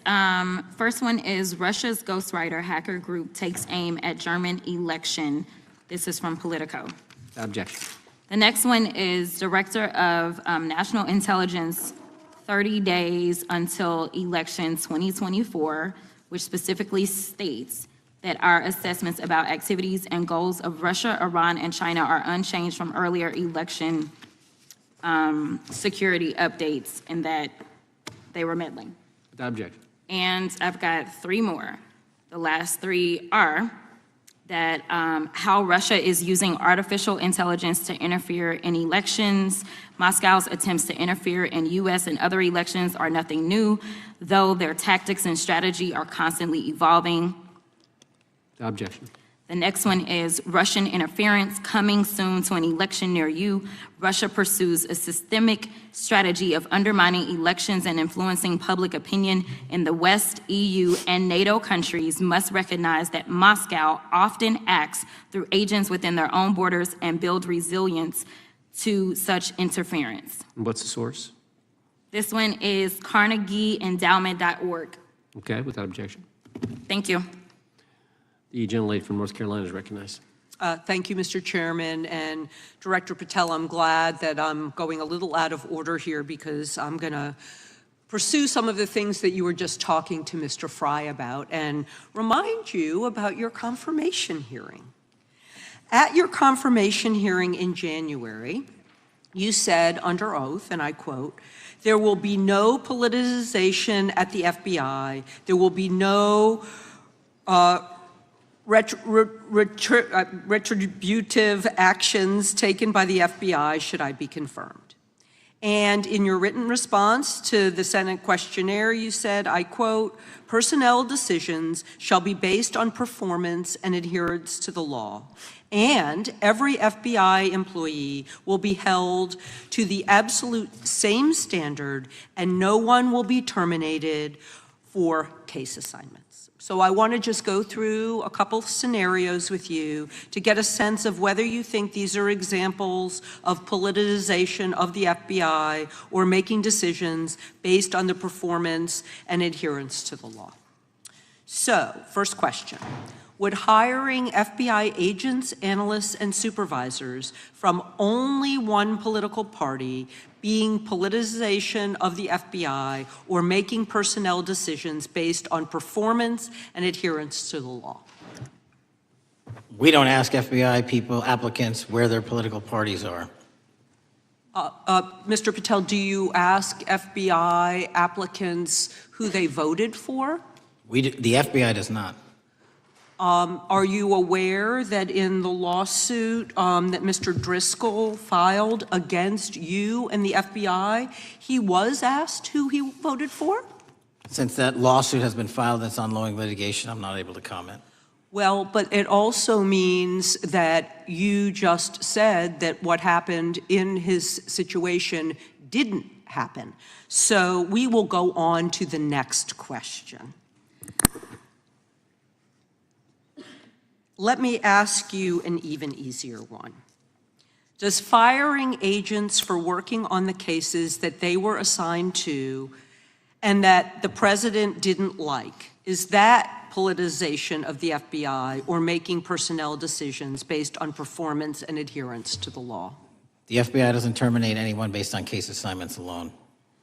Has the FBI ever been sued by somebody who felt that they were terminated based on case assignments? In the entire history of the FBI, I'm sure they have. No, since your tenure. I'm sure there's ongoing litigation. Yes. In fact, there is ongoing litigation. And in fact, people have been asked who they voted for. And in fact, you are running an FBI for the President of the United States rather than the people of the United States, because my questions were not hypotheticals. They are the things you have done during your tenure. And according to a lawsuit filed last week by long-term FBI agents, you fired former acting director Brian Driscoll.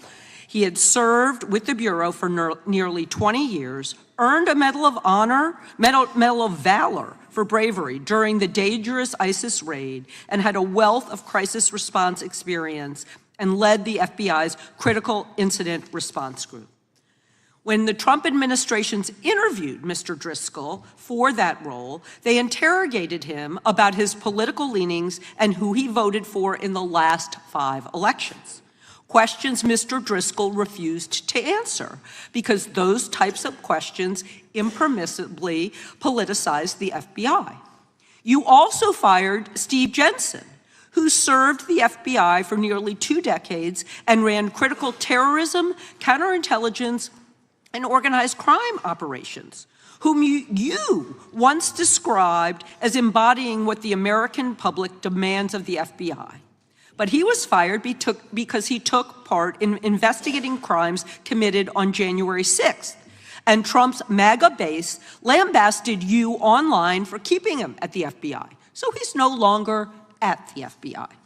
You also fired a decorated combat veteran with decades of experience in the Bureau, Special Agent Walter Jardia, because he worked on the investigation into the Russian interference in the 2016 presidential election and helped investigate Trump's ally, Peter Navarro. Director Patel, it is very clear that you have flunked your own test. You've put saving your job, which I actually believe you were being honest about during your confirmation hearings, over doing what's right for the FBI and the American people. That is not adherence to the law. Thank you, and I yield back. Time of the gentlelady is expired. The chair now recognizes the gentleman from North Carolina. Thank you, Mr. Chairman. Director Patel, it's great to have this opportunity. Thank you for being here. Thank you for your service. And I've got to say, one of the most disheartening components of the previous administration, when I was working with local law enforcement all over the state of North Carolina, all over the country, people rightfully did not really care about the inner workings of Washington, D.C. The FBI had previously been the paramount, the sterling, the top of the top law enforcement agency. They wanted their FBI to fight crime. Whatever small town, city, whatever it may be, FBI was expected to deliver for the American people. And then reports started to come out, in addition to the likes of McCabe, Comey, Clapper, Strzok, Page, that the FBI was targeting Christian nonprofits. They were targeting parents for protesting radical gender theory at their schools. They targeted Catholics, churches, pro-life organizations.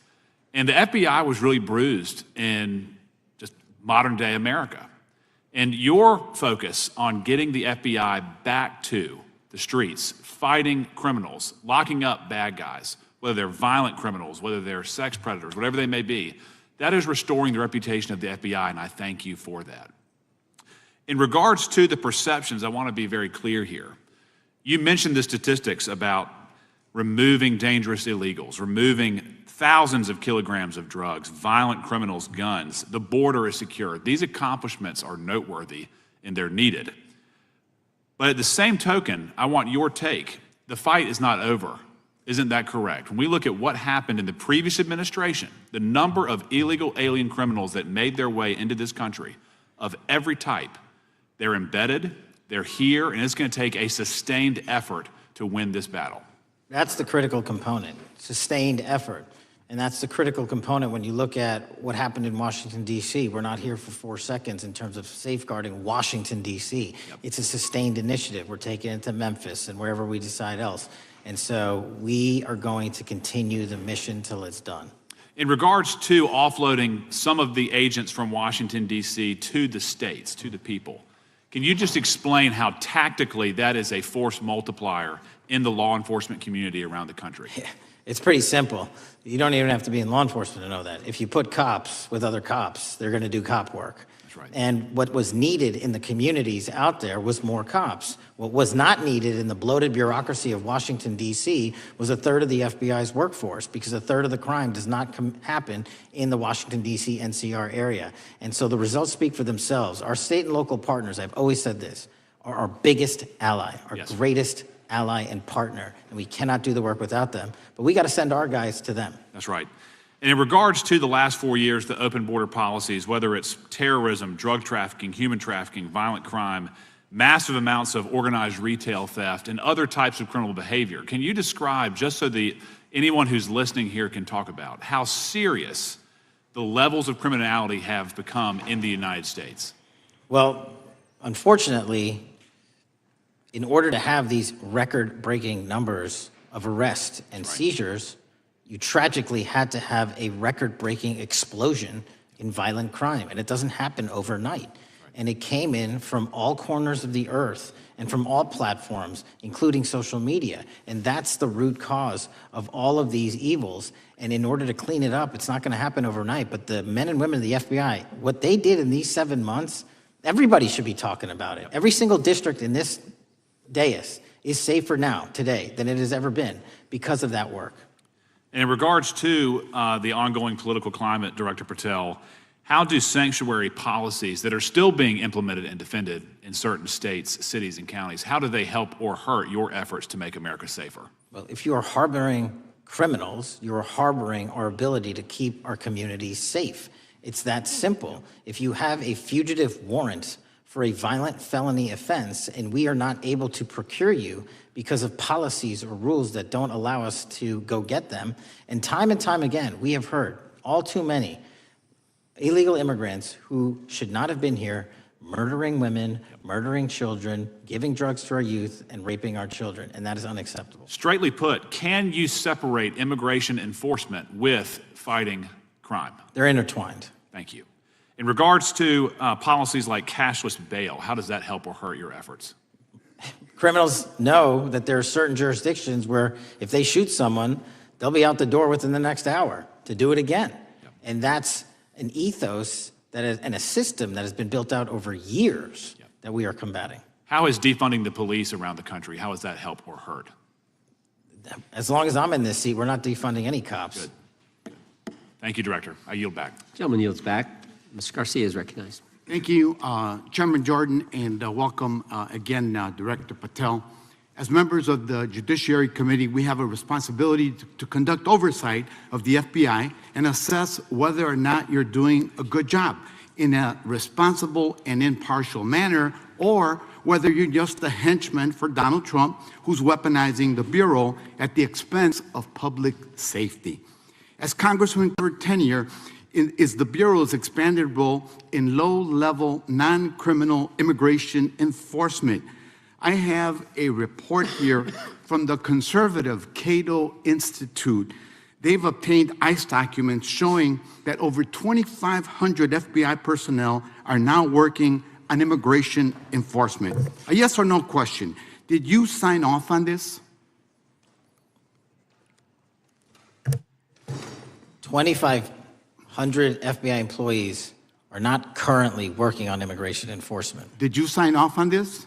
On the Cato report, And the 2,500 personnel, FBI personnel that have been reported to now be working on immigration enforcement. I couldn't have signed off on it because it's not happening. You can call it whatever you want, but the reality is that over 2,000 personnel individuals are now working at ICE instead of their jobs. I want to follow up on something that Senator Durbin asked you about yesterday. This article from MSNBC reports that nearly every agent on Baltimore's domestic terrorism unit, who was, by the way, investigating the 764 network of child predators, was diverted to work on immigration enforcement full-time. That forced them to, and I quote him, walk away from investigations of a network of violent predators that targets and exploits children online. Yes or no? Were you aware that this happened, and did you sign off on it? The premise is false. The 764 network in Baltimore is taken down, and FBI agents do double and triple duty all the time. I'm reclaiming my time. You told Senator Durbin yesterday you didn't know about it, so your testimony is inconsistent today. No, I found Final out. question. Let me ask you, again, a yes or no question. Are you aware that agents have been told by supervisors not to documenting the shifting of resources toward immigration-related work? That's a literal another falsehood. It's impossible to remove a human being without documenting that work. As FBI director, you must be transparent with Congress. You need to provide us information about how many agents have been diverted to non-criminal immigration enforcement, why the Baltimore unit was dismantled, and whether there's a cover-up of what's happening under your leadership, because this goes to the heart of whether or not you're carrying out the stated mission of the FBI, keeping our communities safe. Diverting FBI agents from investigating violent child predators doesn't make us safer. Using FBI resources to target parents, children, and other immigrants for low-level, non-criminal enforcement doesn't make us safer. Enabling violent, lawless conduct by federal enforcement doesn't make us safer. As we saw last week when an ICE officer killed one of my constituents. And I know that the FBI has been involved in that investigation. And yesterday, ICE did a raid in the suburb of Elgin where 2 U.S. citizens were arrested, and who accompanied them on that filming of that show? Secretary Nunn. Shameful conduct. And weaponizing the FBI to serve Donald Trump's political agenda instead of the American people does not make us safer. Before I yield back, Mr. Chairman, I request unanimous consent to submit the following documents for the record. A report from the Cato Institute, which I referenced earlier, where ICE has diverted over 2,500 officers from their jobs, and 2, an article from MSNBC titled, Trump's Deportations Divert FBI Agents Off Child Predator Cases, and an article from CNN entitled, White House Pressure for Increased Immigration Arrests Strains Law Enforcement Agencies. Thank you, and I yield back. Gentleman yields back. Without objection, the gentleman yields back. Gentleman from Wisconsin is recognized. Thank you, and thank you, by the way, for coming over here. Sorry you have to put up with all this. I know when you took over, the FBI's reputation in a lot of circles perhaps had never been lower. I mean, part of that is brazen involvement in political activity, the Foreign Influence Task Force, getting involved and trying to suppress news stories in the New York Post, Crossfire Hurricane coming up with bogus stories to try to flip the 2016 election, FBI downplaying the stories of Hillary Clinton's emails in the 2016 election. That's their overt involvement in political activity. I think a strong anti-religious bias. We talked about stories of an anti-Catholic bias in there. I know I've talked to people about horrific overreaction at the big Hindu temple in New Jersey, in which, just so people understand, you had a rectory in kind of in the temple area, the religious leaders, taken out at gunpoint, big problems. And I think finally the FBI trying to turn America's viewpoint on certain political issues. And when I talk about that, I'm talking about what was done in Mexico with regard to shipping weapons, Fast and Furious, shipping weapons into Mexico in an effort, I think, to try to turn the Americans against the First Amendment. But in any event, what scares me is, and all these horrible things that were done in the past, there were individual FBI agents who participated in them, in which apparently their supervisors told them this is okay or even admirable. And what I'm going to ask you, are you able to do anything to make sure that in the future these corrupted FBI agents understand the importance of religion in our life, and they're not to view it with suspicion? They understand parental rights and the idea that traditionally in America, parents have the ability to object when their young 5 or 6 year old children or year-old or very young children are getting what most people consider highly inappropriate sexual contact. What are we doing there to try to make sure we don't have problems with these FBI agents again, or make sure that in the future administrations, they would object if they are asked to behave in such a immoral fashion? Two things. If you are corrupt, you don't work at the FBI. It's that simple. So we don't tolerate any form of corruption or any deviation from our high standards, whether you're an agent, an intel analyst, or whatnot. And just to show the American public the resurrection that the FBI has had in these last 7 months, you don't have to believe me. Our applicant pool has doubled month over month, every year, from the highest point it has ever been. More people want to work at this FBI than ever before in U.S. history. I'm sure that's because of you, and you're kind of anticipating my next question. I talk to retired FBI agents in my area who sometimes retired in part because they hated the woke, anti-conservative culture at the FBI. And they are concerned, the retiring agents, about new agents, not on your watch, but before this, being corrupted in the universities before they were hired. And they are very worried about what will happen with the new agents. So I think you're answering my question. Do you feel you'll be able to a certain extent solve the problem of inappropriately woke agents filling up the agency in the past, because now you're going to have a larger pool to draw from? Everybody that comes to work at the FBI is allowed to have their own belief system, but they're not allowed to bring that belief system into the workplace. And anyone that does won't work at the FBI. Okay, very good. Now, recently, there's another potential scandal, I guess, a politically motivated thing, Arctic frost. Do you want to comment on that? And it appears one more time as perhaps the FBI was getting involved in what would normally be considered political events. We are not getting involved in political events, except this one. Okay. And final thing, with regard to prejudice against Catholics, what happened in the big Hindu temple there in New Jersey, do you think, has anybody ever apologized to the Catholic Church or apologized to that temple? I don't know, sir. Okay. Is that something you think would be perhaps a good idea to do in the future? I think leadership should address it. Thank you. Gentleman, time has expired. Gentleman yields back the, so we got the gentleman from North Carolina, Mr. Harris. All right, thank you, Mr. Chairman, and thank you, Director Patel, for your endurance and your perseverance throughout today's hearing, and for all you've shared. First of all, let me start by saying that I was very grateful and glad to see that the FBI has joined the investigation of the tragic and brutal murder of Irina Zarutska in Charlotte, which is just right by my district.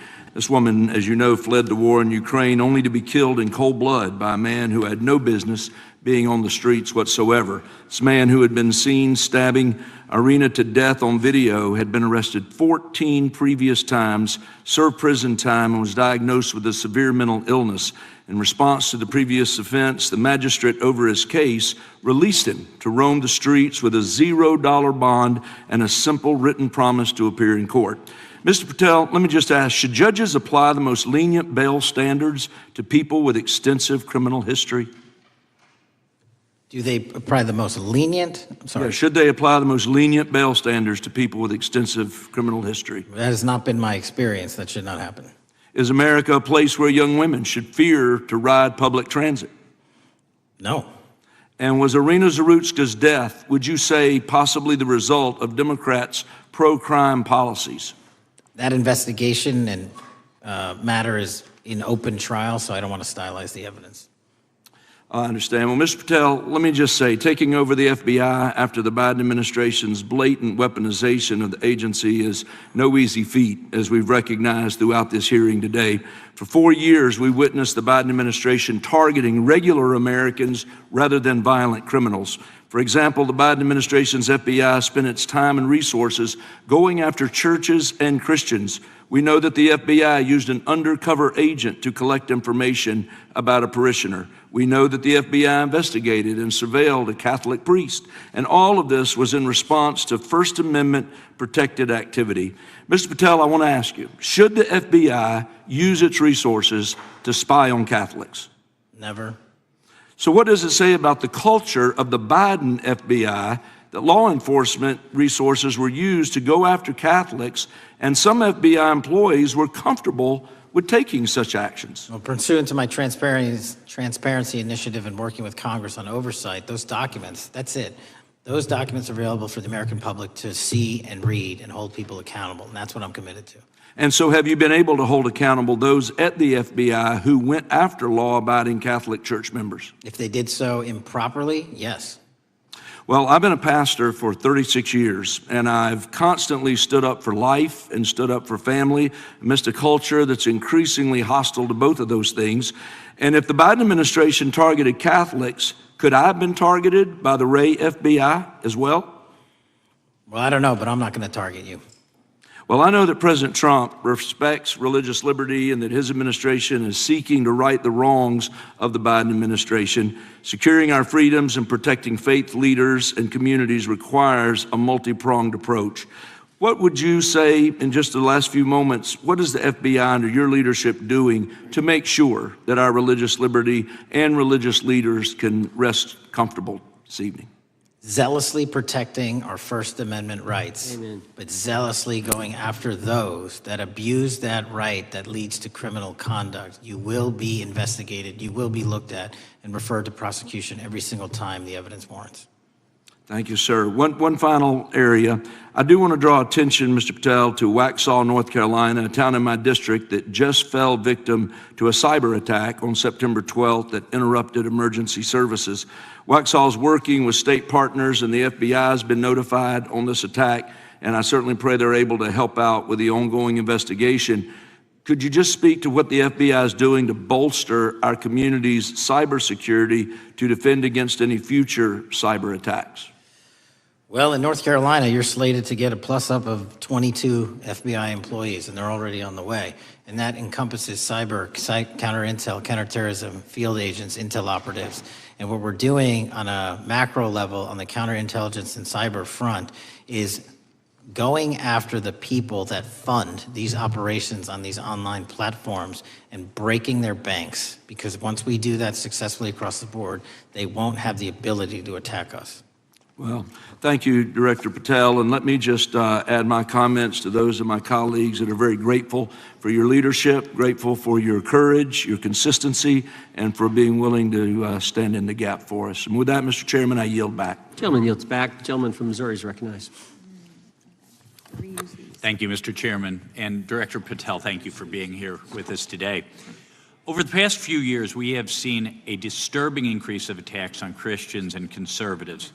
Since the leak of the Dobbs decision, there have been 354 attacks on Catholic churches. In the first year following the leak, there were more than 100 attacks against pro-life pregnancy care centers, and the shadowy pro-abortion group Jane's Revenge claimed responsibility for 24 of these attacks. Meanwhile, the Biden FBI focused resources on attacking Catholics and peaceful pro-life protesters like Mark Houck and Paul Vaughn. Many of these attacks on Christians and conservatives were coordinated or praised by dark leftist cells who lurk on the online chat rooms of Reddit, Discord, and game sites. This is a war room for Antifa and violent transgender activists. There have been essentially no incidents of violence by Catholics, pro-lifers, or parents at school board meetings, but there have unfortunately been multiple shootings motivated by leftist and transgender ideology, including recent attacks in Nashville, Colorado Springs, Denver, and Aberdeen. Worse, the targeted violence reached a boiling point this past month. A few weeks ago, an anti-Christian transgender terrorist murdered 2 children and injured 17 in a shooting at a Catholic mass. And last week, while we were sitting in this committee room almost to the hour, Charlie Kirk was assassinated by a 22-year-old who appears to have been motivated by leftist and transgender ideology. As you confirmed yesterday to my Senate colleagues, he may not have acted alone, and you testified that in his online chat room of more than 20 trans ideologues that you were aware, I believe you said many more, many were aware of and possibly complicit in the assassination. Director Patel, in light of the increased violence emanating from the far left, is your FBI investigating this violent trend of anti-religious, Antifa, and transgender-driven violence? All of it across the board is being zealously investigated, no matter what your motivation or bias is behind it. Very good. We've also noticed a dramatic surge of the number of clinics offering so-called gender-affirming care. Whistleblowers in a recent NIH study confirmed that these clinics prey on some of the most mentally ill children and young adults in our society, and these clinics are quick to prescribe life-altering puberty blockers, cross-sex hormones, and surgery, and often these patients get worse rather than better, and unfortunately, some have become violent, some have even committed mass shootings, and the partner of one of them assassinated Charlie Kirk. Director Patel, is the FBI looking into the role that these gender clinics may have in the recent attacks in making these mentally ill individuals violent? We're looking at the entire spider web for any of these attacks, be it Denver or Charlie or where have you, and that's why our investigations are ongoing. We don't have a final product yet. One of my Democrat colleagues, as an aside, mentioned, quote, the federal takeover of our cities. And I don't know whether my Democrat colleagues, for some reason, liked Washington, D.C. better when it was more dangerous and more violent, when there were more robberies and carjackings and murders and rapes. But what has the crime picture in Washington, D.C. looked like since the so-called federal takeover? 2,100 arrests, 37% decrease in violent crime, same time last year, 60% decrease in gun crimes, 74% decrease in carjackings, and 53% reduction in homicides in Washington, D.C. in the last month alone. Very good. And I thank you so much for your testimony. I know it's been a long day, so I'll give you a little break and yield back the rest of my time. Gentleman yield? Yes, yes. Director Patel, what's a 302? It's a report, the number of the report, whenever an FBI agent goes out and interviews someone. And are you familiar with the 302 where the FBI agent interviewed the whistleblower who's come forward and talked about the former chair of the Intel Committee here in the House pushing staff members to leak classified information? Well, I'll just read from it. Staffers were instructed to use, this is from the 302, interview this person. Staffers were instructed to use any sources that had developed within the United States intelligence community to gather information, which would then be made public through the media in order to compel public opinion. You familiar with that? I am. Yeah, and that's how they played the game, wasn't it? Leaking information, classified or otherwise, true or otherwise, to create this public opinion to compel action to undermine the president. Is that accurate? I believe so. Just one other point I would make from this. This witness also said in the 302 that the agent recorded that the witness provided the interviewing agents with copies of both his handwritten notes and an email. So he gave them the stuff he wrote, and at the actual time this was taking place. That's all in the 302, right? Yes, sir. All right. Mr. Chairman. Mr. Chairman. Gentleman from Missouri. Mr. Chairman, I would like to submit for the record an article from The Hill, Massive Crime Drop in D.C., City Sees Zero Murder Week, dated August 25th, 2025. And I'd also like to submit for the record an article from the New York Times, dated April 18th, 2025. Man who set fire on Shapiro's mansion cited treatment of Palestinians, police say. Yeah, thank you. Without objection. I have. Gentlelady from UC. Texas and then Pennsylvania. Thank you so much. My first UC is the FBIAA letter to Congress on summary terminations, where it states denying fundamental due process and summarily dismissing special agents will only make it harder to protect our nation. These actions distract agents from their work, foster fear that their assignments could cost them their careers either now or under the next administration, and increase the risk of criminal and national security threats by undermining unity and morale within the Bureau. Without objection. The next one is a CNN article. FBI agents are again pulled from their day jobs to address a Trump priority. It states, morale is the worst I've seen, said one law enforcement source. The Bureau is becoming unrecognizable. Lots of people are weighing really difficult decisions right now. Without objection.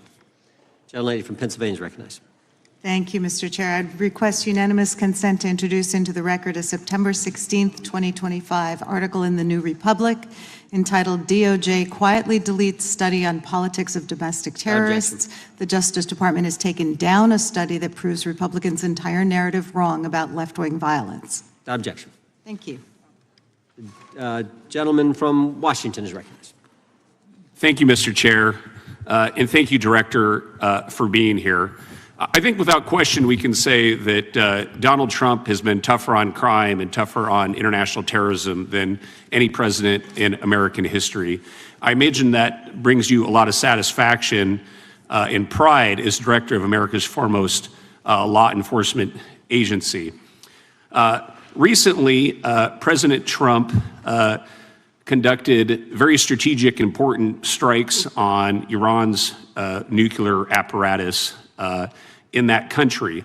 We also know that there are concerns of significant Iranian sleeper terrorist cells here in the U.S., perhaps exacerbated by the open border during the Biden administration. What can you tell Congress and the American people about what the FBI is doing to safeguard us from potential terrorist attack by Iranian cells? So our counterterrorism division, which is fully stocked up, watches for reflections in the intelligence streams that our intelligence community collects and produces, and works hand in glove with our partners at the CIA and elsewhere to make sure that any threat, even if it's hearsay, double hearsay, triple hearsay, or totally incredible, is not only fully run down, but we also take our duties to notify and give defensive briefings to those who are mentioned in those intelligence reports to make sure that we do both our notification obligation and our investigatory obligation.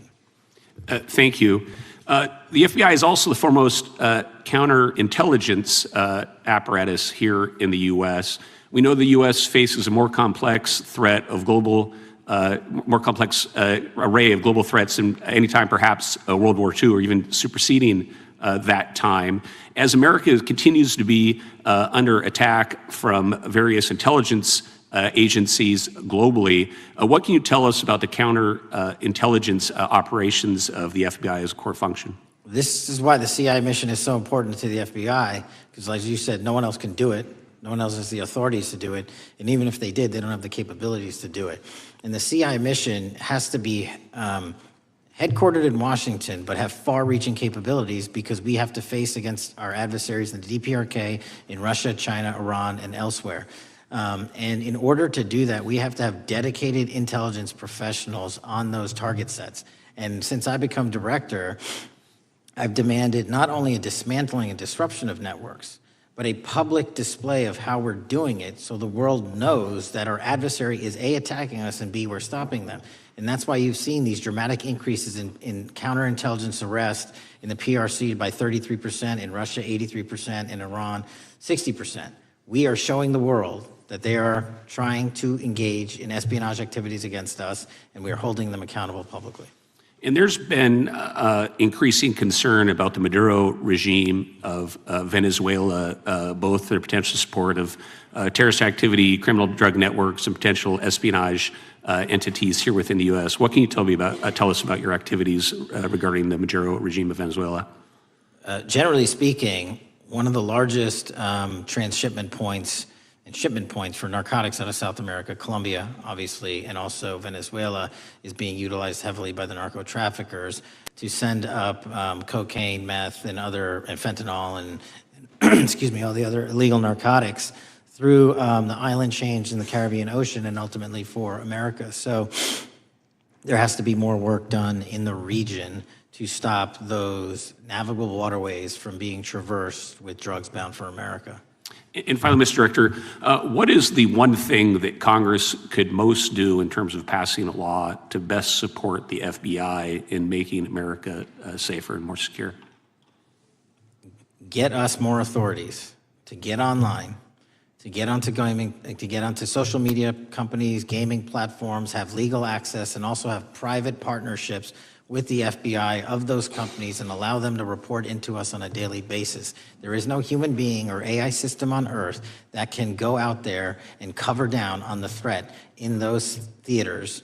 And so we need the assistance, and we need more authorities, and we need the private sector to double down. Well, thank you very much for all you're doing, all the men and women of the FBI are doing to keep us safe, and I yield back. Gentleman yields back. Got a UC request from the gentleman from Arizona. Thank you, Mr. Chairman. I have an article titled, FBI Flooded with Record Number of New Agent Applications, Kash Patel's First Month. The FBI saw 5,577 new agent applications in March and more than 10,000 since January. Without objection. The gentleman from Kansas is recognized. Thank you, Mr. Chairman, and Director, thank you for being here. I have listened carefully to all the discussion in this hearing. I've reached two top-line conclusions. First, I am glad I don't have your job. And second, I am glad you do. Thank you for being willing to step up and serve in this role. I'd like to plow a little bit of ground that we've not spent a lot of time on so far and explore. You mentioned, and I'm well aware of your strong commitment to partnering with state and local law enforcement authorities. Obviously, one of the missions is in the counter-drug space. Another is in the forensic laboratory space, where both you and a lot of local and state agencies cooperate in terms of evidence analysis. From the state side, programs such as the HIDA programs, very, very important in counter-drug, such as the Coverdell grants, very, very important in maintaining state laboratory capacities. Would I be correct in concluding that if we are able to maintain robust funding for those types of programs, including both Coverdell and HIDA, that would contribute to the safety of the United States and to your mission? Absolutely. Director, you have talked a little bit about some of the counter-drug work that you've been doing. One thing we haven't talked about yet, the President, in one of his first actions upon taking office back in January, designated a number of the cartels as foreign terrorist organizations. That's not just a paper transaction. I believe the list has been expanded since those first actions. In terms of America's military engagement with the cartels abroad, in terms of our intelligence engagement with them abroad, that designation has had real meaning and has affected some of the thinking and approaches of our military and our intelligence community. Can you talk a bit about how that designation might be affecting or should be affecting the FBI's approach to dealing with the domestic activities of the cartels? The simple way to analogize it is after 9/11 and the manhunt for the foreign terrorist organizations overseas in places like Afghanistan and Iraq, the FBI received certain authorities to go out there and dedicate a mission to go after them both lawfully and investigatorially and collect evidence and provide it to our agency partners. Once the foreign terrorist organization designation was labeled over to the Mexican drug cartels, we can now do that here. and in Mexico, and in Colombia, and in Venezuela, and anywhere else they are. And so that's the best analogy I have. What we're able to do is take our counterterrorism platform, traditionally used for global terrorist manhunting, and bring it into this hemisphere against a very real threat, which is the drug traffickers, and they are foreign terrorist organizations. So we just have so many more resources and authorities now directed at them. So, for example, Director, in the regions, from the vantage point of local law enforcement, there are structures that have historically handled those partnerships separately. HIDTA, for example, is an example on the drug trafficking side. The JTTFs are an example on the terrorism side. How is the thinking evolving in terms of on a regional basis, either merging or not merging those structures now that the targets in many ways are merged? So the JTTFs are kind of our forward operating base across every single state in this country to take on that mission. And anytime you're labeled a foreign terrorist organization, you come right under the authorities of the JTTF, the task force officers, and the state and local level police work that gets done in those JTTFs. And the Homeland Security Task Force layer on top of that, I think 25 or 30 across the country, specifically working with DHS and Secretary Noem to go after the drug trafficking foreign terrorist organizations, because they have unique capabilities and authorities dedicated to that mission. And so that's the beauty of the HSTFs. Let me ask you an adjacent question, Director. I noticed in your written testimony, I don't think we've talked about it yet, you brought to our attention an expiring authority. It's in 6 U.S.C. 124N with respect to counter-UAS drones. You point out that authority expires in statute at the end of this month, and you impressed upon us your interest in seeing it extended in some manner. Can you talk a little bit about the FBI's role in counter-UAS work over American airspace? I represent a district that's going to host some of the FIFA World Cup activities coming up. We're obviously very interested in security, and there are limits on what our state and local authorities have the capacity to do or what our military has the capacity to do once the threat is domestic. So it's critically important. Both the FBI and DHS have those capabilities. I'll speak to the FBI, of course, only. And you raised the World Cup, and that's exactly what we need it for. The Club World Cup, which just happened, was 32 games in at least a dozen different cities across the country, the largest sporting events consecutively in American history. And we used our counter-drone capabilities to not only inspect and secure stadium locations, but where fans were hovering and we call base camps. And thankfully, because of the success of the FBI and DHS, we had no significant security incidences. And flipping to the World Cup, which is going to be 3 times as large, and obviously the largest we've ever had, and blending into the LA Olympics in 28, our counter-UAS capabilities are going to be the ones that are able us to have literal bird's eye view of the threat dynamic around so many of these cities, which are going to see literally tens and hundreds of thousands of people flock to them. So we have to have it. And making sure the bad guys don't have the same. Exactly. Very good. I yield back and thank you. Gentleman yields back. Director, you've been amazing. You've been here 4 hours and 41 minutes without a break. We appreciate that. I think we have one more member, a few UC requests, and then you can we'll let you go. But we appreciate that. The gentleman from Texas is recognized.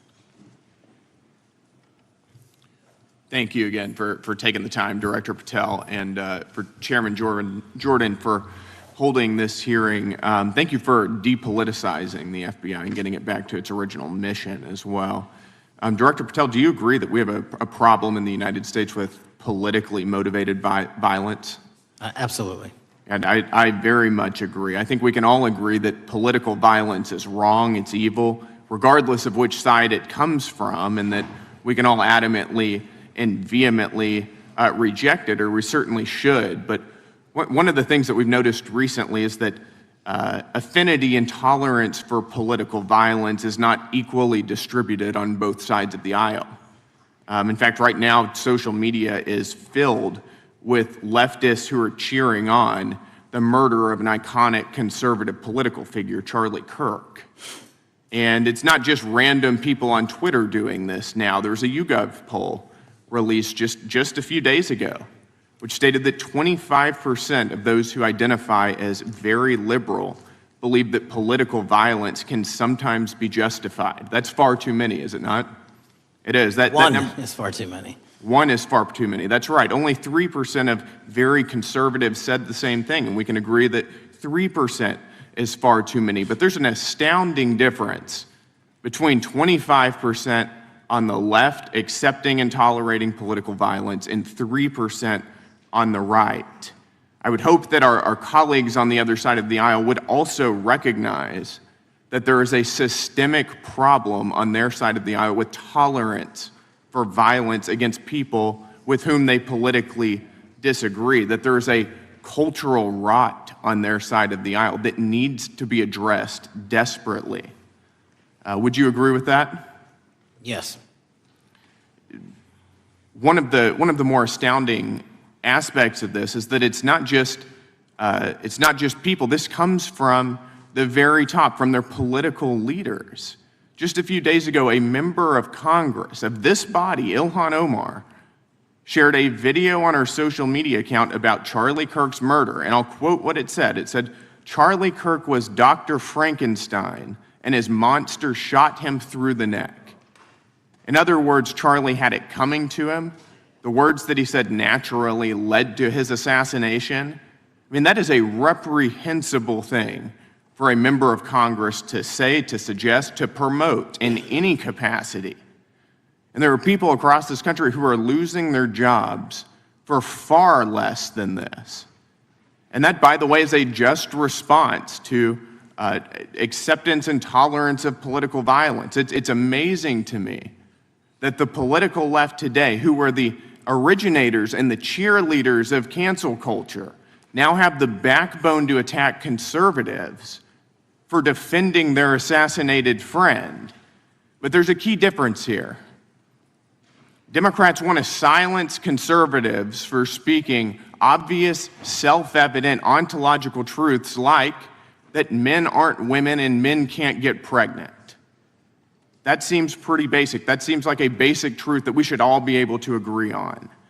Republicans, by contrast, are recognizing that a constitutional republic depends on the free and open exchange of ideas that we can debate without violence, and that assassinating a political rival is evil, it's wrong, and it should not be glorified or promoted or justified in any way, including in the way that Congresswoman Ilhan Omar did. So Mr. Patel, thank you again for being here. I'd like to, with the remainder of my time, just get your opinion. Does the FBI recognize the rising threat of political violence in America, and what can you guys do to address it? Yes, we do.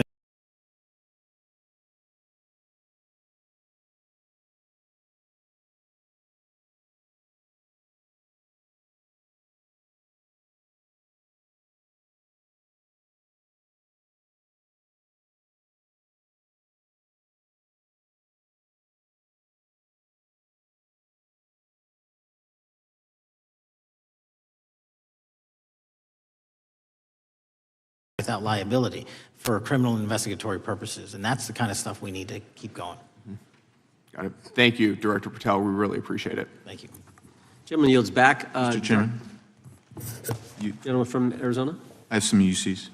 Gentleman to state his request. Thank you. The first one is a piece entitled Review of Domestic Terrorism After Kirk's Murder Shows Biden Politicized Issue, the Intel, and Fudged the Data. Without objection. Thank you. Make a motion to table. Oh, no, we got to recognize the ranking member for his motion. It's just a UC request. The gentleman is recognized for a UC request. Thank you, Mr. Chairman. This is the ADL report issued February 21, 2025, titled Murder and Extremism in the United States in 2024, concluding that for the third year in a row, every single extremist-related murder in the United States in 2024 was committed by right-wing extremists.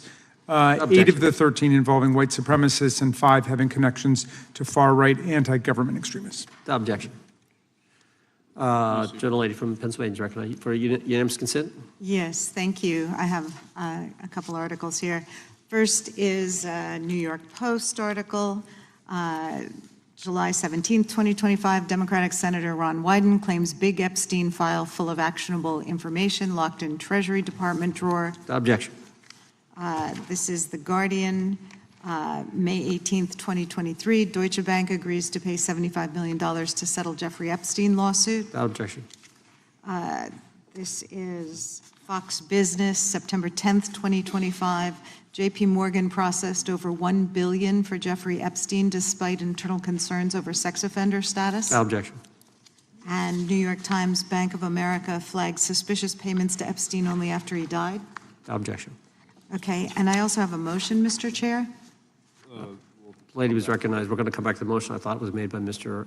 But I want to dismiss our witness. Could we do the motions before he goes? The one, I just wanted to press the motion I originally Yeah, had. we're going to bring that up. Is that what this is? four banks. Are you doing that? No, this is another motion.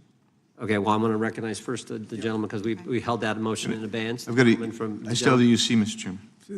Thank you, Mr. Chairman. So look, there are four banks, JP Morgan, Bank of New York, Bank of America, and Deutsche Bank. Yeah, but the gentleman can state his motion. Yeah, but the motion is to subpoena the CEOs of these four banks to bring in all records relating to their relationship to Jeffrey Epstein and to produce all records reflecting it. These four banks have flagged to the government $1.5 billion in suspicious transactions relating to the sex Chairman, I move the trafficking crimes. table. Mr. Diamond just released a statement saying he would be happy to comply. Mr. Chairman, you don't need The motion to table, the motion offered by the gentleman from Maryland, the motion to table is not debatable. The question occurs on the motion to table. Those in favor say aye. Aye. Those opposed, no. No. Opinion of the chair, the ayes have it. The motion is tabled. I'd like a recorded vote if we could, Mr. Chairman. Recorded vote being requested. The clerk will call it. Well, we got to get the clerk here. Oh, the clerk's right here. Wonderful. Clerk Mr. will call the Jordan? roll. Yes. Mr. Jordan votes yes. Mr. Isa? Mr. Biggs? Mr. Biggs votes aye. Mr. McClintock? Mr. McClintock votes aye. Mr. Tiffany? Mr. Massey? Mr. Roy? Mr. Roy votes aye. Mr. Fitzgerald? Mr. Klein? Mr. Klein votes aye. Mr. Gooden? Mr. Van Drew? Mr. Nels? Mr. Nels votes yes. Mr. Moore? Mr. Moore votes yes. Mr. Kiley? Ms. Hageman? Ms. Lee? Mr. Hunt? Mr. Fry? Mr. Grothman? Mr. Grothman votes aye. Mr. Knott? Mr. Knott votes aye. Mr. Harris? Mr. Harris votes aye. Mr. Onder? Mr. Onder votes aye. Mr. Schmidt? Mr. Schmidt votes aye. Mr. Gill? Mr. Gill votes aye. Mr. Baumgartner? Mr. Raskin? No. Mr. Raskin votes no. Mr. Nadler? No. Mr. Nadler votes no. Ms. Lofgren? Ms. Lofgren votes no. Mr. Cohen? Mr. Johnson? Mr. Johnson votes no. Mr. Swallow? Mr. Swallow votes no. Mr. Liu? Ms. Jayapal? Mr. Correa? Ms. Scanlon? Ms. Scanlon votes no. Mr. Neguse? Mr. Neguse votes no. Ms. McBath? Ms. McBath votes no. Ms. Ross? Ms. Ross votes no. Ms. Ballant? Ms. Ballant votes no. Mr. Garcia? Mr. Garcia votes no. Ms. Kamlager-Dove? Mr. Moskowitz? Mr. Moskowitz votes no. Mr. Goldman? Mr. Goldman? Ms. Crockett? No. Ms. Crockett votes no. Gentleman from Texas, Mr. Gooden. Mr. Gooden? You're a no. You're a no. Lance? Yes. Mr. Gooden votes yes. Mr. Chairman, how am I recorded? Gentleman from New York. Mr. Goldman, you're not recorded. No. Mr. Goldman votes no.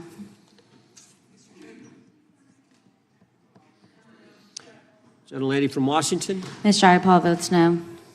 Gentleman from California. Gentlelady from California. Mr. Liu votes no. Ms. Kamlager-Dove votes no. Gentleman from Kentucky. Mr. Massey votes no. Director, I want to thank you again for being here. While we're waiting for members to get back to record their vote, you don't need to stay around for these kind of motions. We appreciate the service you're providing the country, appreciate your testimony today, and appreciate the fact that you did it 5 hours straight. That's amazing. So God bless you and keep up the good work. The witness is dismissed. The cycles of political violence that have traumatized the country. Well said. Chair now recognizes the gentleman from Kansas, Mr. Schmidt, to lead the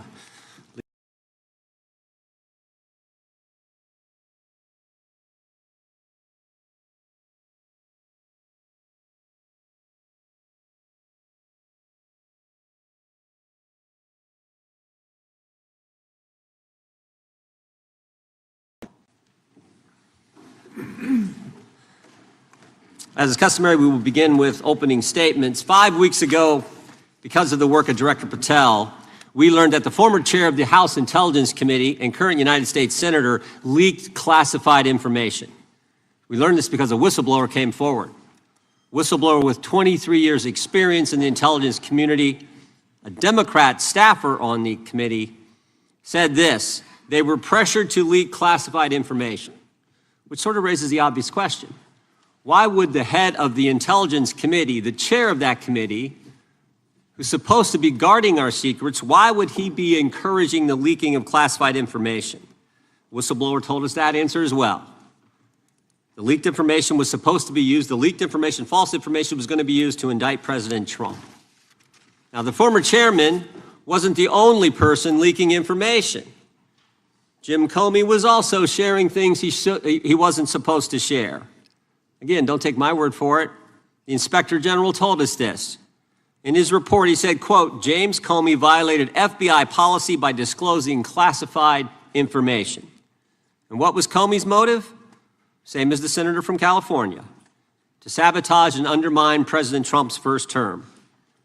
And we know that Mr. Comey's not been shy about what his objective was. In fact, 4 months ago, he told us. Remember this? 8647, Jim Comey told us just 4 months ago. Now, how'd they do it? How did the former chair of the Intel community, the former FBI director, and others in our government attempt to undermine President Trump's first term? 7 weeks ago, because of the good work of the Director of National Intelligence, Tulsi Gabbard, we learned from another whistleblower, a second whistleblower, that in the closing days of the Obama administration, the intelligence community assessment was changed. On December 5th, 2016, they had one assessment. That assessment said Russia did not impact the election vote count. There was a meeting at the White House on December 9th, 2016, where it was decided, no, we're not going to have that. We're going to come up with a new one. And the new one said Russia was trying to influence election and did influence election, which just wasn't accurate. And that new one is published on January 6, 2017. Let's just show you a few things that took place. I want to show you first this email from Admiral Rogers, the head of the NSA. You can see it was December 22nd. It says to Jim, John, and Jim Clapper, John Brennan, Jim Comey. And he says, I asked my team if they've had sufficient access to the underlying intelligence, sufficient time to review that intelligence. On both points, my team raised concern. Further states, my folks aren't fully comfortable. A few hours later, there's an email back to Admiral Rogers. This one is from Jim Clapper, and it says this: it is essential that we be on the same page and all of us are supportive of the report in the highest tradition of, that's our story and we're sticking to it. We may have to compromise on our normal modalities. This is one project that has to be a team sport. That's our story, and we're sticking to it. Compromise on normal modalities, that's a fancy way of saying, that's the government speak for we're going to have to change the rules. In fact, we're not going to follow our own rules. And that's exactly what they did, to get the objective they wanted, to undermine President Trump. Now, how did it specifically take place? The whistleblower said that the government officials ignored concerns about discredited information. And what was that discredited information?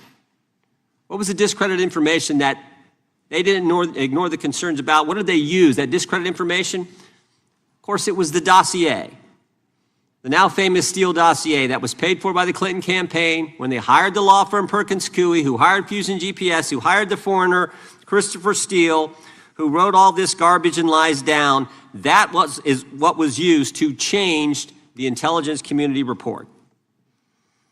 And what happens next? What do Jim, John, and Jim do next? They go to Trump Tower on January 6, 2017, to brief then President-elect Trump about the dossier. Again, the Clinton-financed, foreign-authored dossier that the whistleblower knows is garbage and that they know is garbage. And then there's one final step. One final step. Jim Comey leaves that meeting with the president and immediately leaks to the press that they briefed the president on the discredited information. They briefed the president on the dossier and thereby giving it some credibility and creating the basis and the predicate for all they did to the president.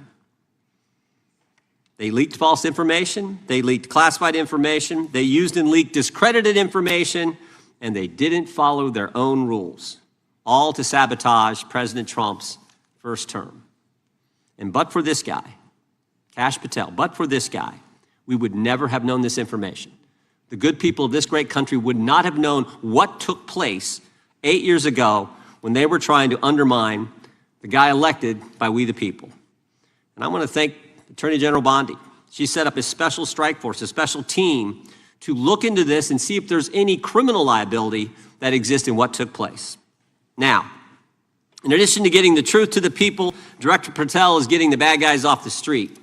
He's moved agents out of Washington, got the focus off of politics here in D.C., and is instead putting bad guys behind bars. 21,000 violent criminals have been taken off the streets, which is a 125% increase from the comparable period in the previous administration. He's rescued 4,000 kids. He's got 1,300 predators who he's arrested. He's also ended the weaponization of the FBI. No more spying on parents at school board meetings. No more pre-dawn raids on pro-life Catholics. No more retaliation against whistleblowers. And he's given us information that Chris Wray didn't. Maybe said better, he's given us information that Chris Wray wouldn't.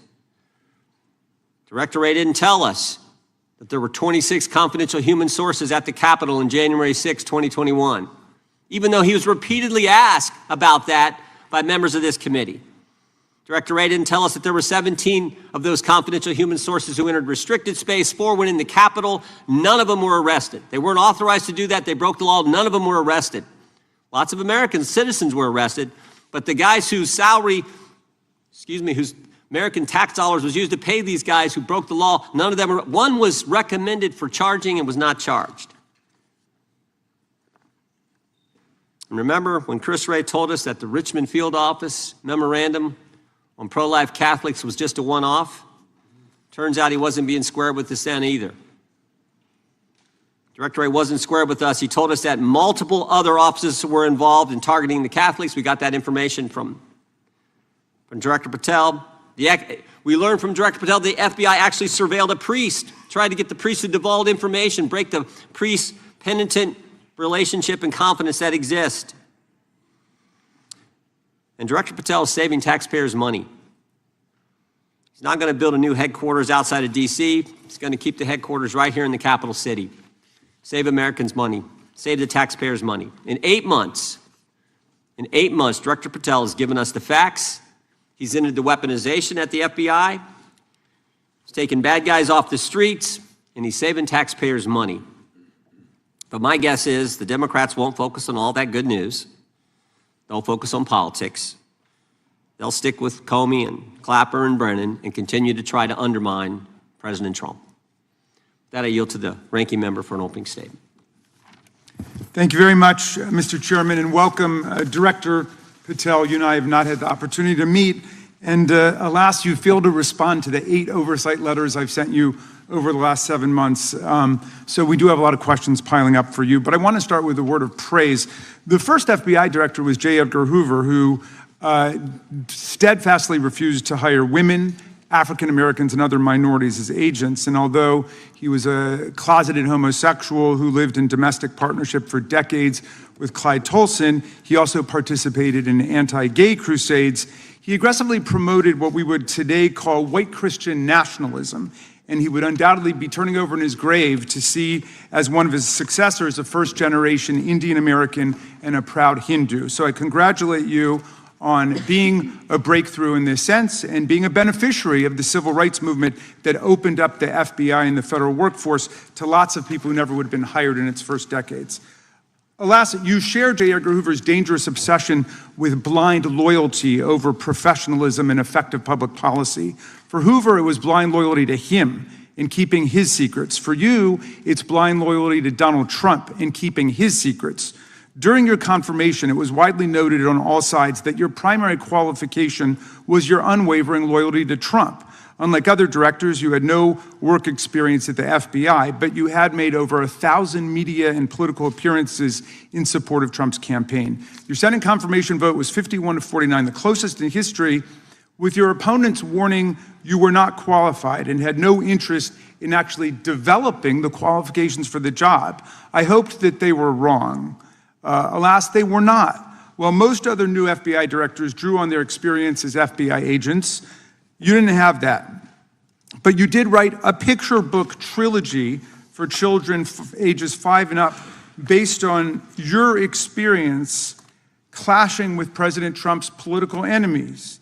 In your book, you describe your literary alter ego, Kash the Knight, as a wacky, easily bored wizard carrying out King Donald's vengeance by driving his enemies out of the kingdom. In the books, King Donald is besieged by the evil Hillary Queentown, but saved in the end by Kash. Then Kash goes on to catch mules who are stealing the 2020 election for the great King Donald from Sleepy Joe. And then in the third book, Kash takes down the dragon of the jalapenos, nicknamed the DOJ. Your supporters had hoped that you would graduate from imagining yourself a romantic fairy tale knight to actually running America's premier federal law enforcement agency. Alas, just as we've learned how dangerous it is to put a science-denying anti-vaxxer in charge of our public health, we've learned how dangerous it is to name as director of the FBI a man who thinks of himself as a fairy tale knight who keeps a fire-breathing dragon named DOJ at home to forcibly drive villains out of the kingdom.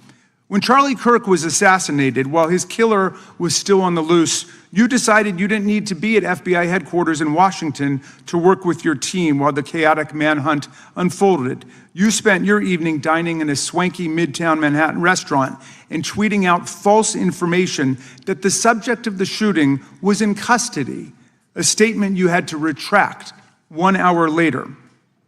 Your performance was so disturbing that even the MAGA base was alarmed.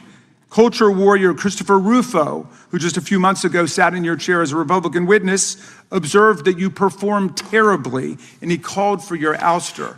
The FBI might be able to survive your delusions of grandeur and the explosively volatile temper that was on display yesterday in the Senate, but the intractable problem is that you are running the FBI not as a law enforcement agency charged with keeping the American people safe, but as a political enforcement agency working directly for the president's vengeance campaign. 7 months in, it's impossible to overstate the destruction, chaos, and demoralization you've brought to the FBI and its workforce and the resulting danger your actions have caused to our country. You've been systematically purging the FBI of its most experienced and qualified agents, division leaders, and experts in counterterror, counterintelligence, and cybersecurity, precisely the people who have the expertise you lack and which the FBI and the country need. They've been expelled from the ranks of the Bureau simply because they did their duty investigating crimes, including those committed by the mob that attacked the Capitol on January 6, 2021, and beat the hell out of more than 140 police officers, or simply because you suspected them of being insufficiently loyal to Donald Trump. You illegally sacked Brian Driscoll, the former acting director of the Bureau and a decorated counterterrorism expert who worked at the FBI for nearly 20 years. According to Driscoll, you told him your own job, quote, depended on the removal of agents who worked on the cases against the president, regardless of whether the agents chose to work on those cases or not. You added, quote, the FBI tried to put the president in jail and he hasn't forgotten it. You forced out the leader of the Salt Lake City field office, Mehtab Saeed, just weeks before Charlie Kirk's assassination, depriving the FBI of an experienced counterterrorism expert described by her colleagues as absolutely the best and legendary. She would have led the FBI's manhunt had she not been fired. When Trump decided that rounding up immigrants with no criminal records was more important than preventing crimes like human trafficking of women and girls, drug dealing, terrorism, and fraud, you ordered the 25 largest field offices to divert thousands of agents away from chasing down violent criminals, sex traffickers, fraudsters, and scammers to carry out this immigration crackdown. Director Patel, you treated the men and women at FBI with disrespect and paranoia. You've assembled a roving band of freelancing henchmen within your office and charged them with conducting unauthorized investigations, targeting and harassing career FBI employees. Amazingly, you forced senior leadership to repeatedly take polygraph tests to prove their political loyalty and pushed out leaders who refused these demeaning exercises. And now we're seeing one very clear reason why you want to build a political FBI. The Epstein files. You want an FBI blindly loyal to Trump and to you as his enforcer so you can continue your cover-up of a massive international sex trafficking ring with more than 1,000 victims, betraying all of the survivors of the sexual violence. Before you got in this job, you called for full release of the Epstein files, telling podcaster Benny Johnson that the only reason the list was not released by DOJ and FBI was, quote, because of who's on that list.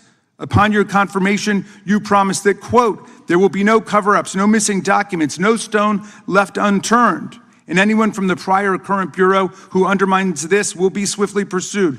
This spring, you ordered hundreds of agents to pore over all the Epstein files, but not to look for more clues about the money network or the network of human traffickers. You pulled these agents from their regular counterterrorism or drug trafficking duties to work around the clock, some of them sleeping at their desks, to conduct a frantic search to make sure Donald Trump's name and image were flagged and redacted wherever they appeared, whether an email, a text, a letter, an interview, a photograph, or a video. In May, Attorney General Bondi reportedly told Trump that his name had indeed appeared multiple times throughout the Epstein files. And not long thereafter, in July, you and the Attorney General released a memo claiming that, quote, no further disclosure would be appropriate or warranted. In a few short months, how did you go from being a crusader for accountability and transparency for the Epstein files to being a part of the conspiracy and cover-up? The answer is simple. You said it yourself, because of who's on that list. Donald Trump's relationship with Epstein over the years is well documented. A week ago, the Oversight Committee released Trump's disturbing birthday book, Note to Epstein, written over a drawing of a woman's naked body, referring to a, quote, wonderful secret. The Oversight Committee obtained the note from the Epstein estate, not from the FBI, raising questions again of whether the FBI has been withholding documents. While you're unleashing the FBI to cater to Trump's desire to shut down the Epstein inquiry, the first 9 months of the Trump presidency have seen a spate of political violence and domestic terror events. We saw deadly attacks on political figures on both the left and the right. The brutal assassination of Minnesota Democratic House Speaker Melissa Hortman and her husband, and the attempted murder of Democratic State Senator John Hoffman and his wife, who miraculously survived a combined 17 gunshots. We saw an arsonist set Pennsylvania Governor Josh Shapiro's residence on fire. And of course, last week, we saw the horrific, cold-blooded assassination of Charlie Kirk in Utah that has shaken the nation. 1 minute after Charlie Kirk was shot in the neck, a 16-year-old shooter in Evergreen, Colorado, radicalized by white supremacist ideology online, opened fire and critically wounded 2 other students at Evergreen High School. We've seen lethal anti-Semitic violence, including the murder of 2 young Israeli embassy staffers just blocks from the Capitol, and then in the attack on a gathering of Jewish people in support of hostages held in Gaza in Boulder in June. We've seen continued mass shootings at schools, like the domestic terror incident at a Catholic school in Minneapolis last month, which killed 2 children and wounded 18 others. And in August, a man fired more than 500 bullets at the Centers for Disease Control and Prevention, killing a police officer who was a Marine veteran and a father. People like Melissa Hortman and Charlie Kirk should be able to participate in politics as elected officials or active citizens without being shot down in cold blood in the United States of America. People should also be able to go to elementary school, to middle school, to high school, to work, to the mall, and to church without being shot down in explosions of gun violence. The important position at the FBI requires a leader who puts public safety and national security and the rule of law first. I'm afraid, Director Patel, you've given us reason to believe you've used the powers of the FBI to serve Donald Trump and his agenda of partisan retribution. You've broken your promise not to do that. You've betrayed Jeffrey Epstein's victims and survivors. You've turned your back on the career law enforcement officers of the FBI, and as a result, you've left all of us less safe than before. Mr. Chairman, I yield back. Gentleman yields back. That opening statement may have been longer than any book director's ever written or anyone else has written. Without objection, all of the opening statements will be included in the record. We will now introduce today's witness. Mr. Patel has been the director of the FBI since February of 2025. He previously served as chief of staff at the Department of Defense, deputy director of national intelligence with the National Security Council, and also as a congressional staffer, as a federal prosecutor, where he focused on national security cases, and he also worked as a public defender in the state of Florida. We welcome our witness, appreciate his work, and thank him for appearing here today. We will begin by swearing you in. Director, would you please stand, raise your right hand. Do you swear or affirm under penalty of perjury that the testimony you're about to give is true and correct to the best of your knowledge, information, and belief, so help you God? Let the record reflect that the witness has answered in the affirmative. You can be seated as you are. You know, you've been through this yesterday. Did a fine job. Please know that your written testimony will be entered into the record in its entirety. Accordingly, we ask that you summarize your testimony. Director, you may begin. Good morning, Mr. Chairman, Ranking Member Raskin, and members of the committee. I want to begin today by discussing the appalling assassination of Charlie Kirk. It's important for this FBI to be transparent without jeopardizing our investigations, so a little bit of the timeline is important. Charlie Kirk was unfortunately assassinated on September 10th. We immediately, the next day, released images early in the day in local time in Utah to start the public partnership in our manhunt for the assassin and culprits. At approximately 5 p.m. local time, I arrived on the ground and walked the crime scene myself. And we flew multiple FBI assets in and out to process DNA simultaneously while bringing in evidence response technicians, hostage rescue teams, and other experts to assist state and local law enforcement with their investigation.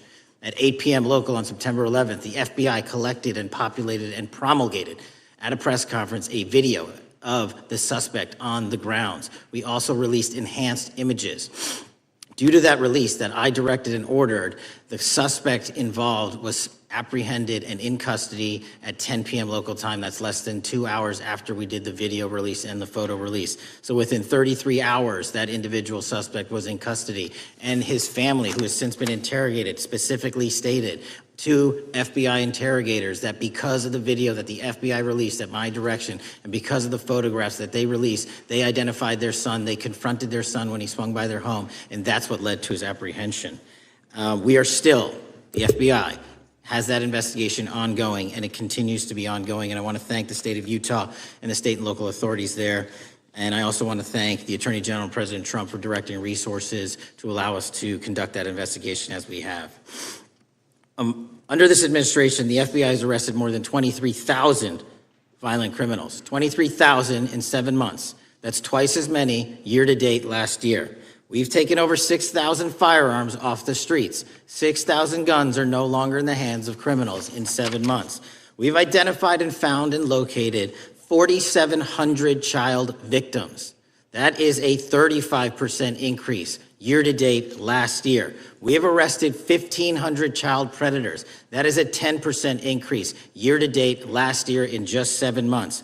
We've assisted our partners with countless counterterrorism operations around the world. We've captured at the FBI 4 of the most top 10 wanted fugitives in the world in 7 months. To put that in perspective, that's as many as my predecessor nabbed in the entirety of the Biden administration. We got 4, we got more coming. On top of that, in 2 weeks, thanks to the help of the CIA, we collected and captured one of the individuals responsible for the horrific Abbey Gate bombing that led to the murder of 13 service members. We did that in 2 weeks. They didn't do it in the 4 years of the entire prior administration. Nationwide, we've been executing our Operation Summer Heat, the FBI's national focus on targeting violent crime based on intelligence-driven operations. Ask the citizens of Seattle, Miami, Memphis, Charlotte, Chicago, New Orleans, to specifically highlight New Orleans and Nashville. There has been a 250% increase in violent crime arrests in those cities alone, and other mid-major cities that I've just listed.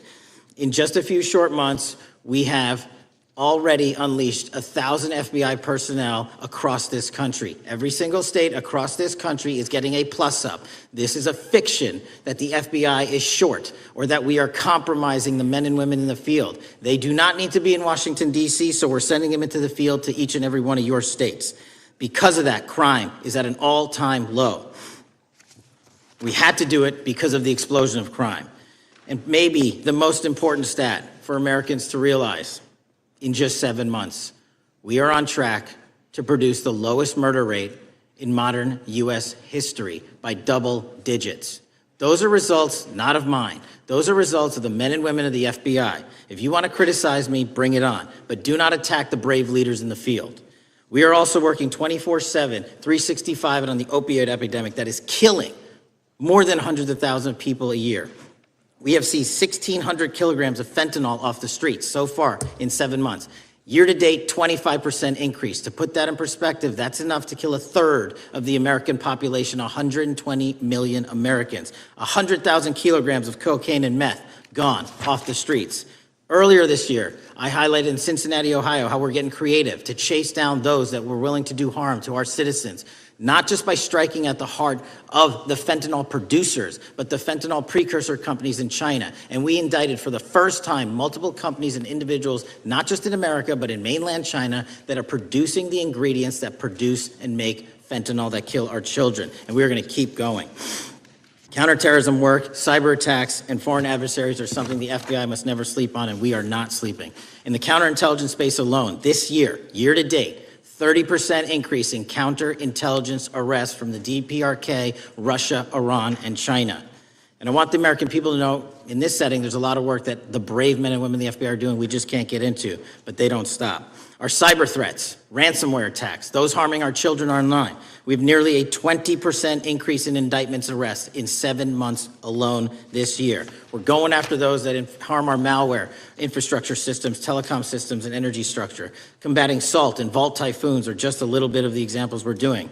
Maybe most importantly, under the counterterrorism and domestic terrorism umbrella, are nihilist, violent extremists, and those that label themselves 764, who wish to go online and convince children to maim and mutilate themselves and commit suicide. And we are producing record numbers of arrests under that umbrella organization. We even stopped an individual in the 764 network who wanted to conspire to kill an adolescent girl. He is now in custody. Transparency remains one of my main priorities at the FBI. And this is what I've done in my 7 months at the helm. We've produced more than 33,000 pages of documents to Congress to a variety of committees, including, I believe, 7,500 to this committee alone, if memory serves me correct. To put the 33,000 in perspective, my predecessor in 7 years produced 13,000 pages in total to the United States Congress. His predecessor in 4 years produced 3,000 pages in total. I repeat, I have produced 33,000 pages in 7 years to this Congress and will continue to do so.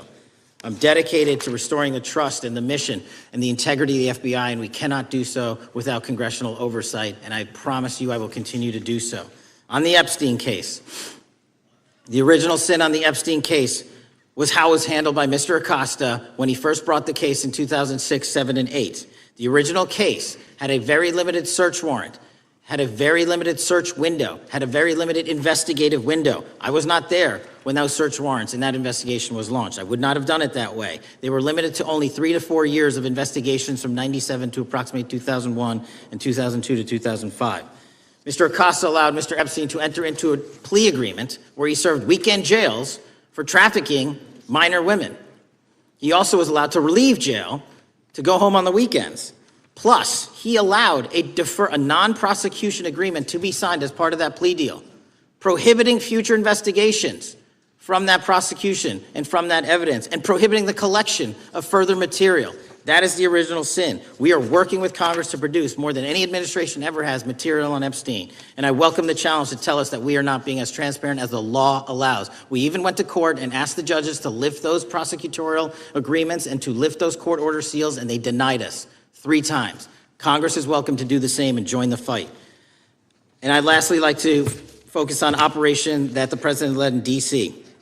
Because of this, we are taking this fight in D.C. to every single city across the country. 2,100 arrests in the last month alone. D.C. has seen a 60% decrease in gun crimes, 75% decrease in carjackings, and 53% decrease in homicides in our nation's capital. And rightly so. We're bringing that fight to the streets of America. I want to thank you for your support, and I'm proud to be the director that leads this FBI into a new headquarters building that they've needed for decades, saving the taxpayer $3.5 billion and also providing our workforce a safe environment. If you don't know the calamity that is the Hoover Building, I invite each and every one of you to walk around. I'll give you a tour myself, and you can see where the cement falls on the heads of our employees that is only to be saved by netting. Just to give you an example. Thank you for support to our mission. And I do want to highlight one thing about DC. It's because the FBI gathered sources and evidence that we were able to, through our source network, identify the horrific murder of the DC intern, Eric Tarpinian. And I've spoken to his family, and we are working to bring them justice. And Mr. Chairman, in my 16 years, now my 17 years of government service, if anyone has any questions about my service, bring it on. Yeah. Thank you, Director. We will now proceed under the 5-minute rule. The chair recognizes the gentleman from California, Mr. Issa. Director, delighted to have you here. You are a breath of fresh air. As you outlined, and I won't repeat it, the accomplishments, you did so with the same resources as your predecessor, roughly. Is that correct? I believe so, yes.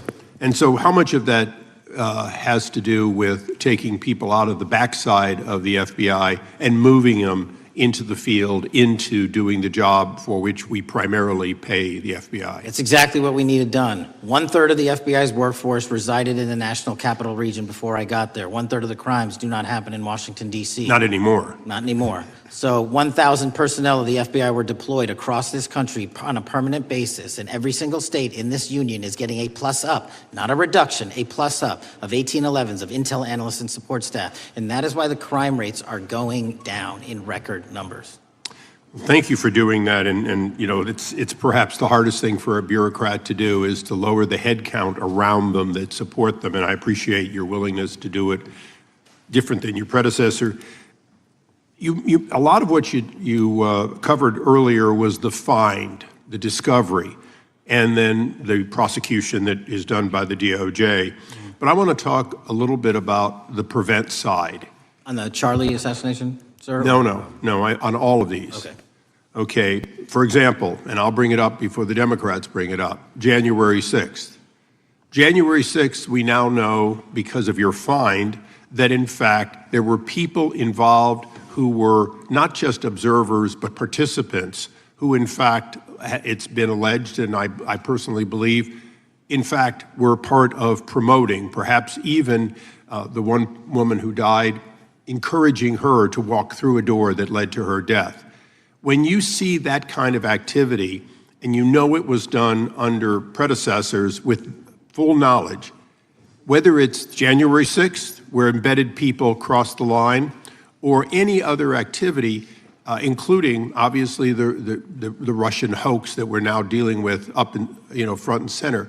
My question to you is, what can you or others do to prevent it from occurring again? Not on your watch, but on future watches. How can we know that this won't happen again the moment you leave the FBI?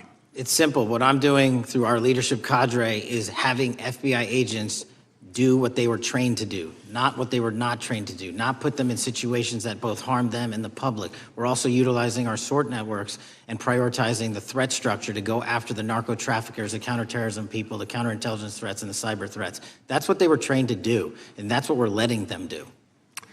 One major question I have, after decades of doing this, on our side of it, both the chairman, myself, and others, both at Oversight and here, have seen that the FBI and the Department of Justice hide behind non-statutory practices. Now, you've changed the interpretation of many of those practices. That's why we're getting the discovery that was previously withheld.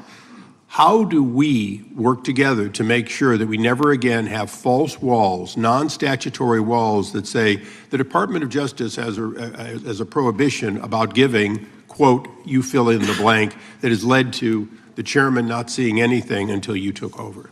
I'm wedded to aggressive constitutional oversight. Having been a House congressional staffer, I know that is an important part of securing our democracy. And the way we make it an everlasting, enduring process is by showing the American people the results of what we are doing and the important work of this committee and putting it out to them so they can see government waste, fraud, and abuse. And then they can demand from our constituents and our electors that they want this process to continue. Last major question here. Some things are so sensitive that we both would agree they cannot be made public. Will you commit to this committee when it is too sensitive to disclose that you would at least make it available for in-camera review by the chairman and ranking members or others designated? I have done that and I will continue to do that. Well, thank you, Mr. Chairman. This is a breath of fresh air.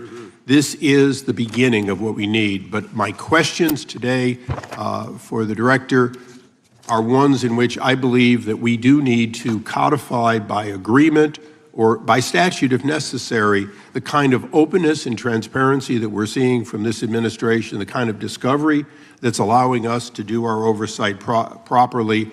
And I would hope that that be the follow-up to this, obviously along with the Attorney General. And I yield back my 4 seconds. Thank you. The gentleman yields back. The gentleman from New York is recognized. Thank you, Mr. Chairman. Welcome, Director Patel.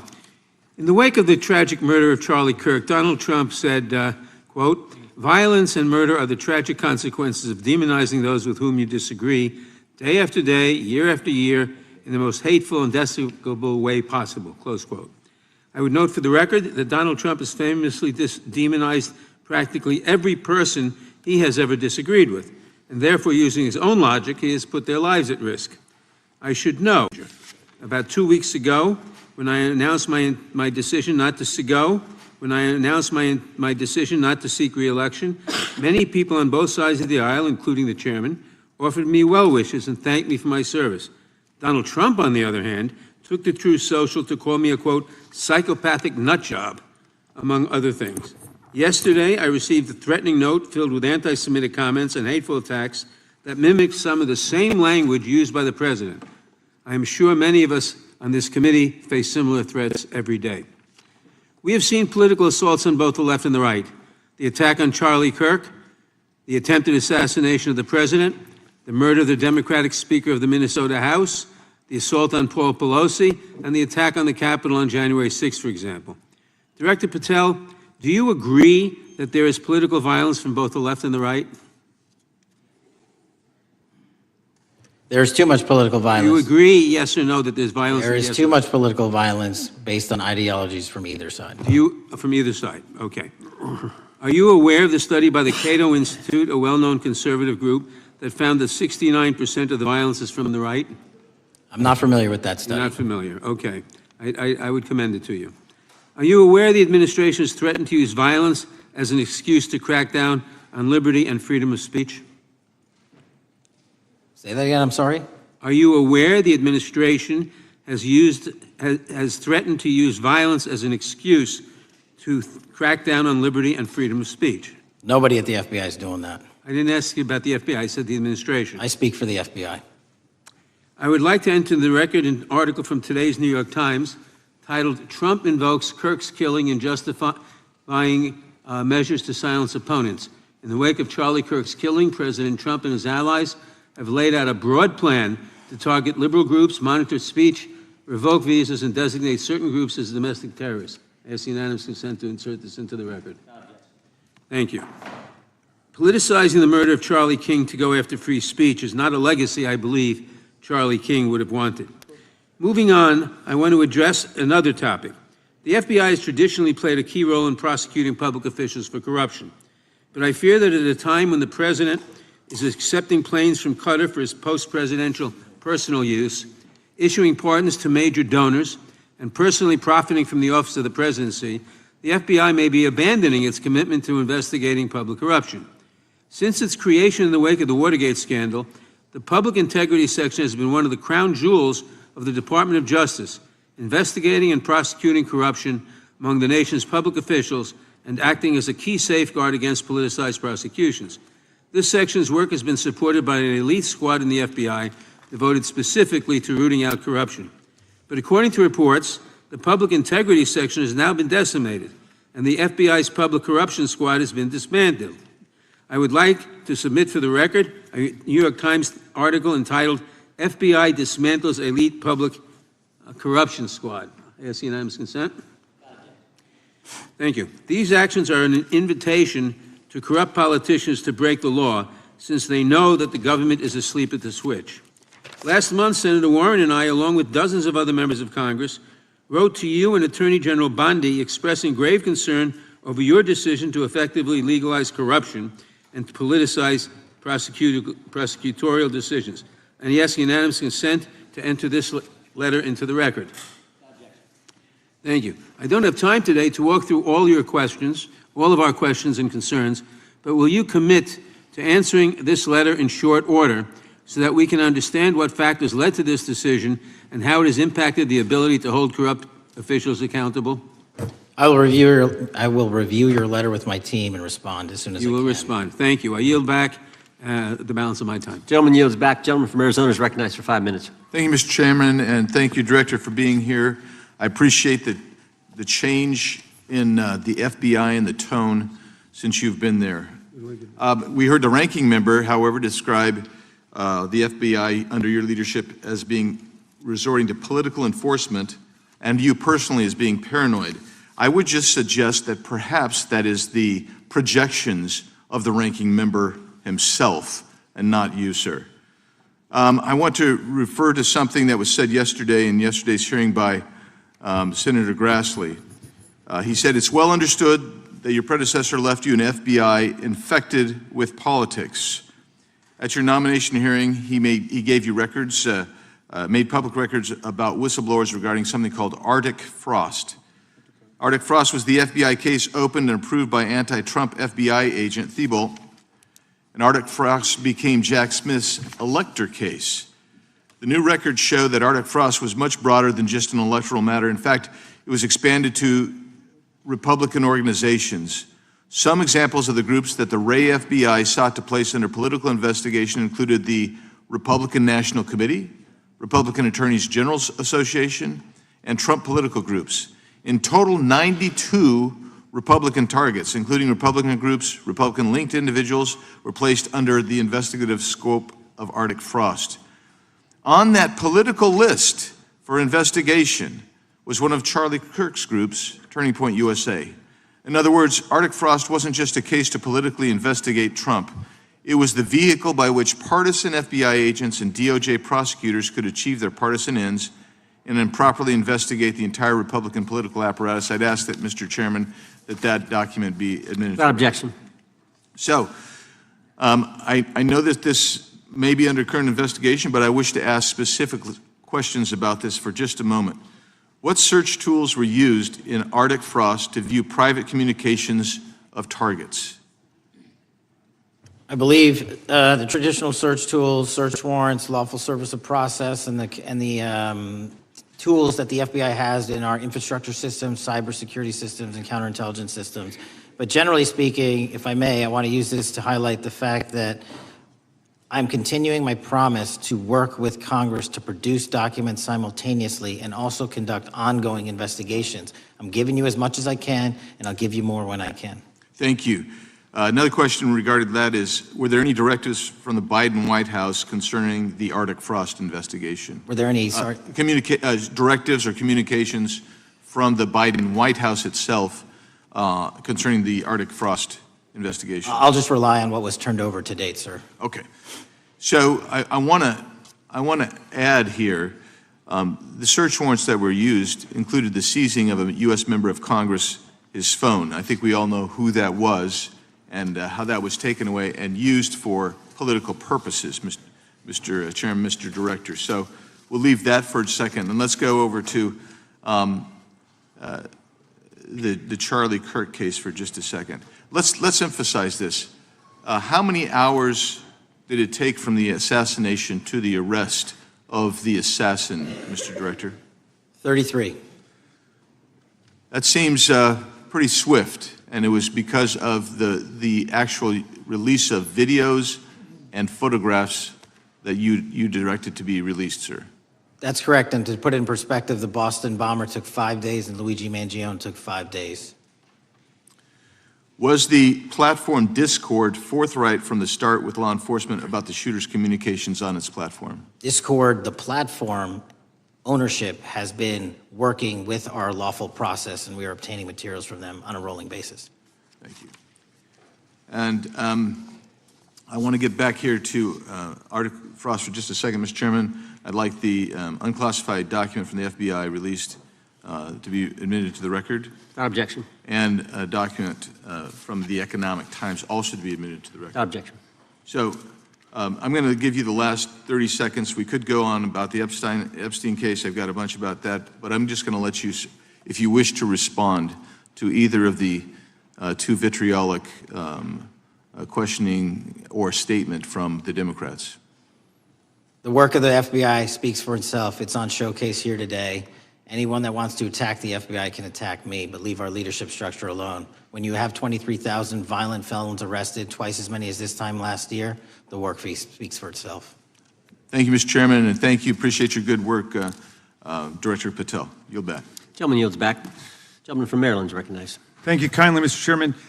Director Patel, before you joined the FBI, you railed against it for covering up Jeffrey Epstein's human trafficking ring. Let me refresh your memory with this clip. Has Epstein's list, they're sitting on it. That doesn't seem like something you should do. You're protecting the world's foremost predator. That seems like an evil thing to do, regardless of who may be embarrassed in the release of that list. Why is the FBI protecting the greatest pederast, the largest scale pederast in human history? Simple, because of who's on that list. So you finished that December 2023 interview with a challenge to the FBI and harsh words for Republicans in Congress for not getting the Epstein files out to the public. You can see this clip. Boy pants, and let us know who the pedophiles are. Put on your big boy pants and let us know who the pedophiles are, you said.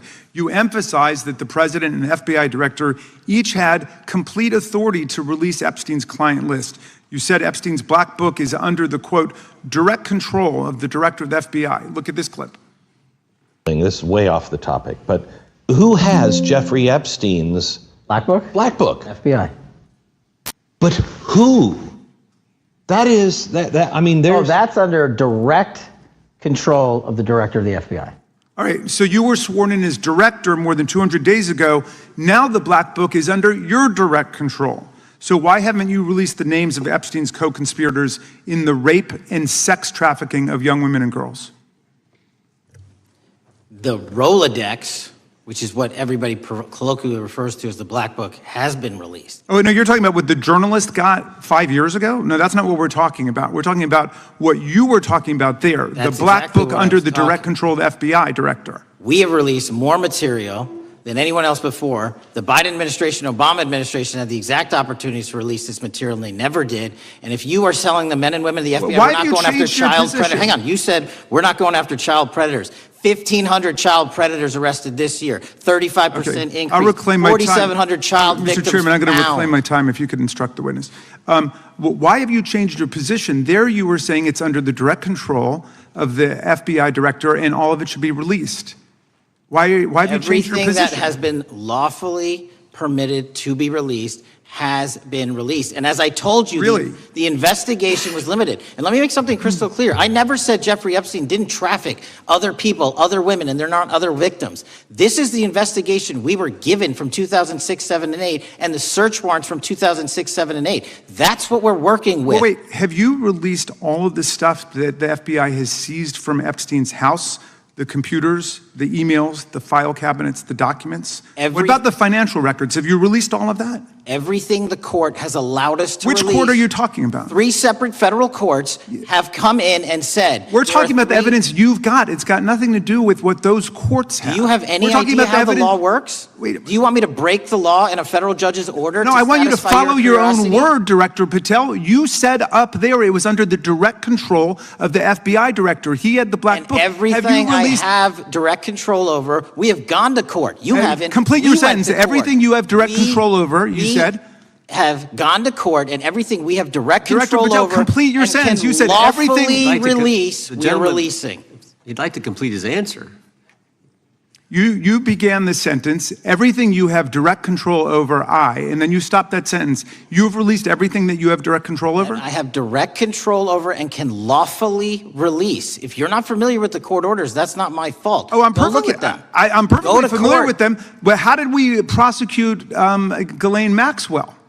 She was prosecuted with the investigatory material that was collected from 2001 and 2005 because of the non-prosecution agreements and the court orders on the investigations and search warrants. We were not able to develop new information. And oh, by the way, Jeffrey Epstein was out for 12 years, and the Obama and Biden administration did nothing to look at his work, his pedophile network. If you want to blame me, that's fine. But now you're blaming the men and women who conducted this stop great that. search. I'm not blaming anybody other than you. You're not keeping your word. You said that you would release all of the materials Has under your anyone direct released control. more information on Epstein than I have? Has Well, anyone? Much Did more. Comey, did Ray? Much Did more. they? Excuse me. Much more has come out in the days since the American people in Congress have been demanding it. But it's coming out in dribs and drabs. Why don't you just release the entire file as you promised to do? I literally just told you, there are multiple federal court orders. I'm not going to break the law to satisfy your curiosity. You didn't join us when we filed court to release the court orders. You could have. You have lawyers. You could have shown up. You didn't do that. That's a tiny fraction of the material we're That talking is about. not. It is How a do you- tiny fraction. How do you know that? Have you seen No. everything? It's all misdirected. How do you know Time that? of the gentleman has expired. The gentleman from California is recognized. Well, thank you, Mr. Director. Just to be clear, how many of the Epstein files were released in the 4 years of the Biden administration? 0. And how many have you released? I don't have the number, but it's got to be thousands of pages of stuff. I was going to ask you to begin whether Americans are safer today than they were 9 months ago, but you cited dramatic increases in criminal arrests since you've taken office, a dramatic decrease in crime that's resulted. Who would have thought that taking criminals off the streets would reduce the crime rate? But somehow we have stumbled upon that new truth.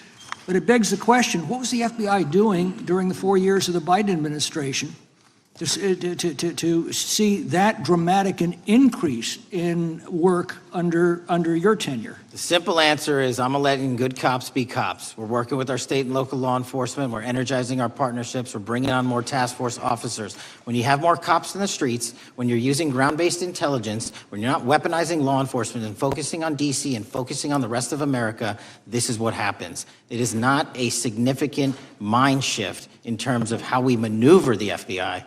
They've wanted to do this work since they signed up. We're just letting them. And we've seen many prominent Democrats oppose your efforts to restore law and order to the streets of our nation's capital. I mean, all of us here have seen a dramatic change for the better here in Washington, D.C. Why are so many Democrats attacking you for that? Sir, Democrats have been attacking me for a decade, as is the fake news media. They didn't like the fact that I exposed the Russiagate host and the largest weaponization of the FBI and DOJ in U.S. history. We proved it to be true with congressional oversight. I'm wed to that congressional oversight and will continue to do that work. Christopher Wray repeatedly warned this committee that the Biden open borders policy had produced a significant increase in terrorist threats that he said kept him up at night.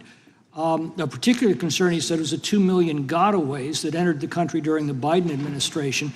That's an average of 41,000 every month. What are the monthly gotaway numbers today? Sir, I'll have to get back to you on the exact gotaway numbers, but identifying that there are gotaways is step one. Going and manhunting them is step two, and that's what we're committing our resources to do. Well, that's my next question, is what progress has the administration made in apprehending and removing terrorist threats that came in during the Biden years? I think you're talking about, if you're not, let me know, known or suspected terrorists, and we've encountered Almost zero at the southern border since the southern border has been sealed. But the problem that we are running into is our northern border. It's largely expansive. The enemy has adapted, and we need more focus on the northern border to stop known or suspected terrorists from coming in from places like China, Russia, the Middle East, Africa, Afghanistan. And what can you tell us about the remaining threat posed by potential terrorist cells here in the United States? The terrorist threat that continues to be posed by international terrorists here in the United States is one of my highest priorities. We are working through our intelligence community partners to identify those individuals, and we've taken down numerous individuals in numerous rings across this country to neutralize that terrorist threat, including places like New York City, Los Angeles, and I believe Dallas, Texas most recently. How extensively did criminal cartels like Sinaloa, Jalisco, New Generation, MS-13, Trinidad, and others infiltrate our country during the Biden administration? By the tens of thousands. Well, and what progress have you been making in combating their presence? I think the DHS is best to speak to that, but I think I can't remember the numbers of tens of thousands or hundreds of thousands of individuals they found that came in illegally, and the tens of thousands that associations to criminal networks have all been deported. And that effort is being opposed every step of the way by Democratic leaders in our cities, some of our states, and right here in the Congress. Isn't that true? Well, we're just working where we can in every single city we can, and I welcome the opportunity to partner with Republicans or Democrats on fighting violent crime like we're doing.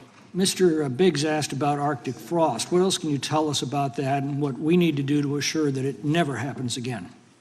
Continue the congressional oversight work that you're doing on Arctic frost. Let me provide you with more documentation on Arctic frost, and also call in witnesses from the paperwork that we have given you. You have that right, and the American public deserves to hear what those people have to say. As for my ongoing investigation, there's not much I can say. What role did the FBI play in suppressing the Hunter Biden laptop story during the 2024 election? Off the top of my memory, sir, I believe the FBI was in possession of verified information from that laptop, and it was improperly publicized that they did not have information and masked it as Russian disinformation. We now know that was categorically false. I don't know why the FBI did that, when they did that, but we've released all the materials related to that. Thank you. Gentleman yields back. The gentleman from New York is recognized. Mr. Golden. Mr. Patel, does Donald Trump appear anywhere in the Epstein files? I'm sorry, could you say that again? It's not a complicated question. Does Donald Trump appear anywhere in the Epstein files? I didn't say it was a complicated question. I just didn't hear you, so my apologies. We have released where President Trump's name's in the Epstein files and everybody else, and all credible information that we are legally allowed to release has been released. All right, so let's go through that.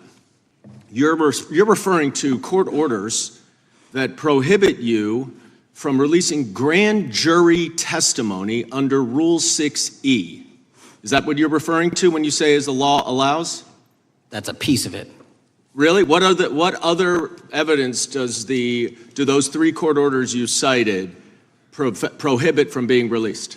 Information that was collected pursuant to those search warrants that were limited Wrong. in fashion. Wrong. That's not what the court order says, and that's not under 6E. And you're talking, and I said that's 6E, and I said there was others, and I'm answering that. There are sealed court order documents. There are protective orders. They are unsealed as part of discovery given to Ghislaine Maxwell. They are no longer sealed. That's just not true. We can argue about it all you want. Okay, well, you agree that there are, so your testimony here is that the reason why you are not releasing all of the videos that you have acknowledged, there are so many, and that the FBI spent thousands of hours of reviewing, the photographs, and the photographs that you have. You're saying that you're not releasing those because there's a court order requiring them to be sealed? Is that your testimony? Never said that about the videos. On the totality of the videos, of the thousands of images that were seized pursuant to the search warrants executed at the time,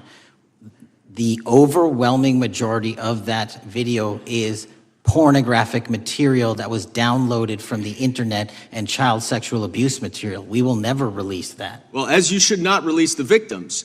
But if there are videos that relate to others who Epstein trafficked to, such as maybe Prince Andrew, or photographs, that you have total control to release. Yes, and if it exists. And so why haven't you released it? Why are you supposing that that is a fact when in fact it is false? Are you saying that You're saying that none of the videos relate to anything relevant to the Jeffrey Epstein trafficking ring? Every single video that we have collected pursuant to the prior search warrants has been examined for the last 10 years. And every single video has been utilized for whatever prosecutions were able to be legally brought. I'm not asking about prosecutions. I'm asking about why you aren't releasing the full Epstein files, including the names of people who were involved in the sex ring that you promised to do before you became FBI director. I just told you, I'm not going to release downloaded porn of I'm not children on the asking about internet. that. Fine. I'm asking about all the other files. What other videos? Tell me. Tell me. That's what I'm asking. Tell me. You're saying there are no videos that would be relevant to anyone else involved in the Jeffrey Epstein sex ring. Pursuant to Mr. Acosta's collection of information based on the search warrants. That's all we have in our I possession. understand. And I'm asking you, that stuff. That's all we got. I'm not asking all you got. I'm asking you, in that stuff, there's nothing that's related to to any other sex traffic, any other people engaged with Epstein in underage sex. That's correct. To my knowledge, no. Okay. Let's talk about the witness interviews. 302s of witness interviews. Those are not subject to the court order. Those are not subject to any fictional sealed order for a search warrant. Why aren't you releasing those with the redacted names of the victims? We are releasing as much as legally allowed. That's why we went back to the How is courts. how is that not legally allowed? Sir, do you know how court orders work? Do you know how protective orders Actually, work? Do you know how Mr. sealing Patel, orders I was work? a prosecutor, a real prosecutor for 10 years. I know exactly how. So I was a court fake one? orders. And I want to understand what the court order prevents you from releasing witness statements that the FBI took. You should know that as a real prosecutor, when the court hand downs a protective order and a motion to seal, the material is sealed unless So that your judge testimony waives here it. is that all of those witness statements are under a court order, a protective order. We are providing everything we can legally provide. No, that's not my Congress has question. sent us a My subpoena. question is, why are those witness statements that are not grand jury testimony, that if they were under a protective order are no longer under a protective order, why are they not being released? How are they not under a protective Why order? are you not going to the court like you did for the grand jury testimony to unseal those records? The DOJ did go to the court. No, not on those records. Why Time aren't of you the going? You gentleman. just went on grand jury. Time of the gentleman has expired. You are hiding the Epstein files, Time Mr. of the Patel. gentleman has expired. You are part of the cover-up. Can I respond? Sure can. Any allegations that I'm a part of a cover-up to protect child sexual trafficking and victims of human trafficking and sexual crimes is patently and